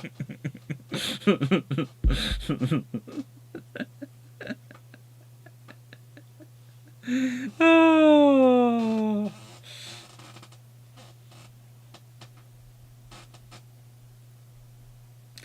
Paul Essex, so Italian 30,500 to destroy a ton of destroyers, they're on the topic list? Yes, they are. There are lots of things on the topic list.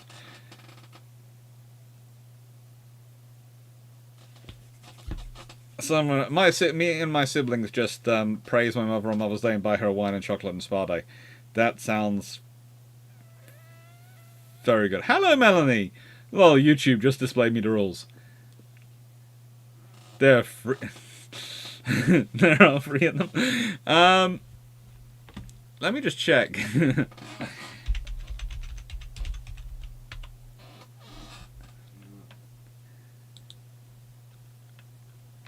Let's see. Around the world, the Mothering Sunday is in Norway. It's in the 12th of February. On Georgia, it's the 3rd of March. It's combined with International Women's Day on the 8th of March in Albania, Armenia, Azerbaijan, Belarus, Bosnia-Herzegovina, Bulgaria, Burundi, Burkina Faso, Kazakhstan, Kosovo, Laos, Moldova, Montenegro, North Macedonia, Russia, Serbia, Tajikistan, Uzbekistan, and Vietnam. It's the 4th Sunday in Lent, called Mothering Sunday, which is the 19th of March in Guernsey, Ireland, Isle of Man, Jersey, Nigeria, and United Kingdom. It's the 21st of March in Bahrain, Comoros, Djibouti, Egypt, Iraq, Jordan, Kuwait, Libya, Lebanon, Mauritania, Oman, Palestine, Qatar, Saudi Arabia, Somalia, Sudan, Syria, United Arab Emirates, and Yemen. It's the 25th of March in Slovenia. It's the 7th of April combined with Annunciation Day in Armenia. It's the 1st Sunday of May, which is the 7th of May 2023, in Angola, Cape Verde, Hungary, Lithuania, Mozambique, Romania, Portugal, Sao Tome and Spain. It's the 8th of May in South Korea, called Parents' Day. 10th of May in El Salvador, Guatemala, and Mexico. It's the 2nd Sunday of May, it's the 14th of May 2023, in pretty much Anguilla, Antigua, Barbuda, Aruba, Australia, Austria, Bahamas, and the United States. Everything, they're all on the 14th of May. Many countries on the 14th of May. This year, because they do the 2nd Sunday of May. It's always on the 14th of May in Benin. It's the 15th of May in Paraguay. 19th of May in Kazakhstan. 26th of May in Poland. 27th of May in Bolivia. Last Sunday of May in Algeria, Cameroon, Dominican Republic, Haiti, Madagascar, Mali, Mauritius, Morocco, Nigeria, Senegal, Sweden, Tunisia. It's the last Sunday of May or the 1st Sunday of June if the last Sunday of May is Pentecost in France. So it's the 4th of June 2023 in France and the French Antilles. It's the 30th of May in Nicaragua. It's the 1st of June in Mongolia. It's the 2nd of June in Luxembourg. Second Sunday of June in Luxembourg, which is the 11th of June this year. 14th of June in Afghanistan is another day for it. Yeah. Hang on. Didn't say Afghanistan earlier, did I? No. First Monday of July in South Sudan, which is the 3rd of July 2023. 12th of August in Thailand on the birthday of the Queen Sirikit. 15th of August, Assumption of Mary in Antwerp, that's Belgium and Costa Rica. 14th of October in Belarus, 15th of October in Malawi, well, 15th of October or following workday in Malawi, which is the 16th of October this year, 20th of October in Vietnam, which is the Vietnamese Women's Day, 3rd Sunday of October in Argentina, Dia de la Madre on the 15th of October, 3rd of November in Timor-Leste, 16th of November in North Korea, last Sunday in November also in Russia, and the 8th of December, Feast of the Immaculate Conception in Panama, and the 22nd of December, Indonesia, which is called Hari Ibu. There is also Israel's, which is on the 30th of Shavat, which tends to be between the 30th of January and the 1st of March. This year it's on the 21st of February 2023 on the Hebrew calendar in Israel. So you missed that one. In Nepal, it's between the 19th of April and 19th of May. It's called the Varishka Amasya. In Iran, it's on the 13th of January 2023, and it's called the Jamada Al-Thani, I think. And I've just answered them all. So there are many, many Mother's Days. Basically, if you've got a really capable in terms of Google Foo female parent, even one or multiple, and they happen to have access to this Wikipedia page, they could pretty much pick any month of the year and claim it's a Mothering Sunday or a Mothering Day that you need to get them a card and chocolates for.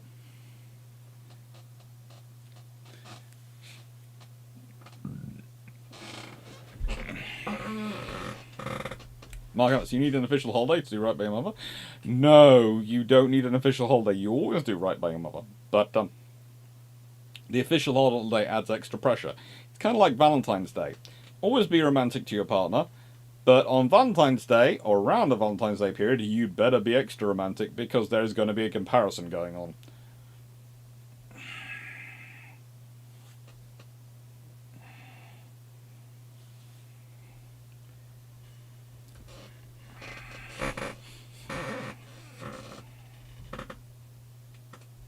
There probably would have been a crowd to see her off. There's always a crowd to see most ships off that go when they go after the breakers.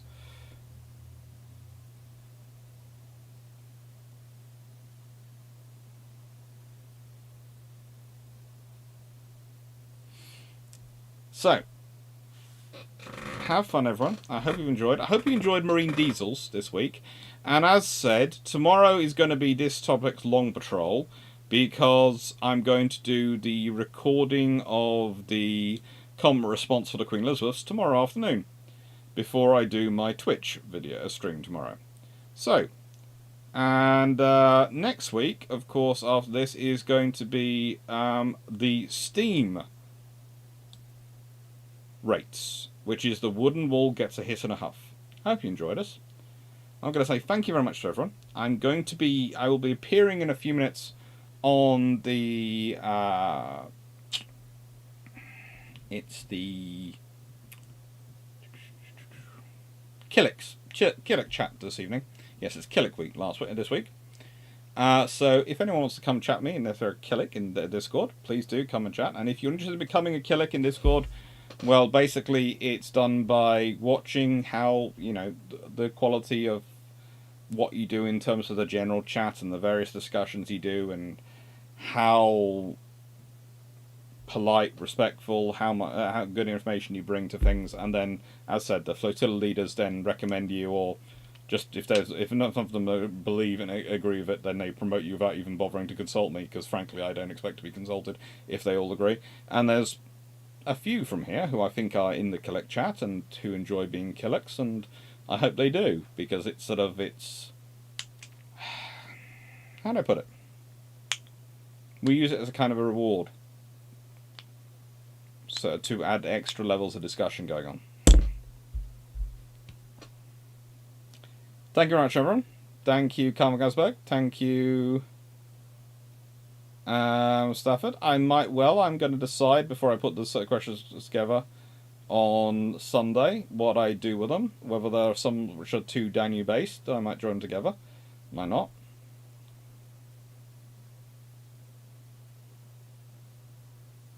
I've been told I have to change my Mother's Day presents this year as my mum still has the seeds, onions, letter sets left over from the previous years.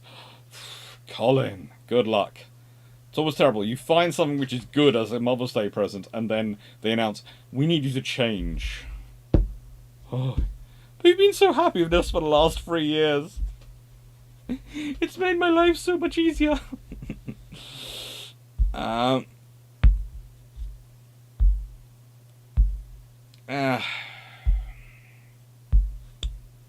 Killick chat is on Discord. Right. Take care, on. Thank you, Mark Agnes. Thank you, Colin Cameron. Thank you, Stafford. Thank you, Paul. Thank you, H. Ford. Thank you, Dope Squad. Thank you, Tasha Rochelle. Knights of Coach for 1. Thank you, Friendly Scene Mine. Thank you, Don Sykes, Joss Funk. Thank you, Melanie1640. Thank you, Dan Freeman. Thank you, Seneca Nero. Thank you, Jack Ryan. And thank you, Machadostal. Thank you, John Sykes. And thank you, Runon. Thank you, RAF Fluffkoff. Thank you to everyone, and, you know, Paul Beswick and everyone who's been chatting. Some video photographer. Thank you, all my admins who were on this evening. Sean Max, Seneca Nero, Stafford, Melanie, Dan, Paul. Thank you, everyone. Jack Ray. Thank you, everyone, basically, for having a little feeling. Hope you enjoyed, and take care. And as said, Long Patrol comes out tomorrow.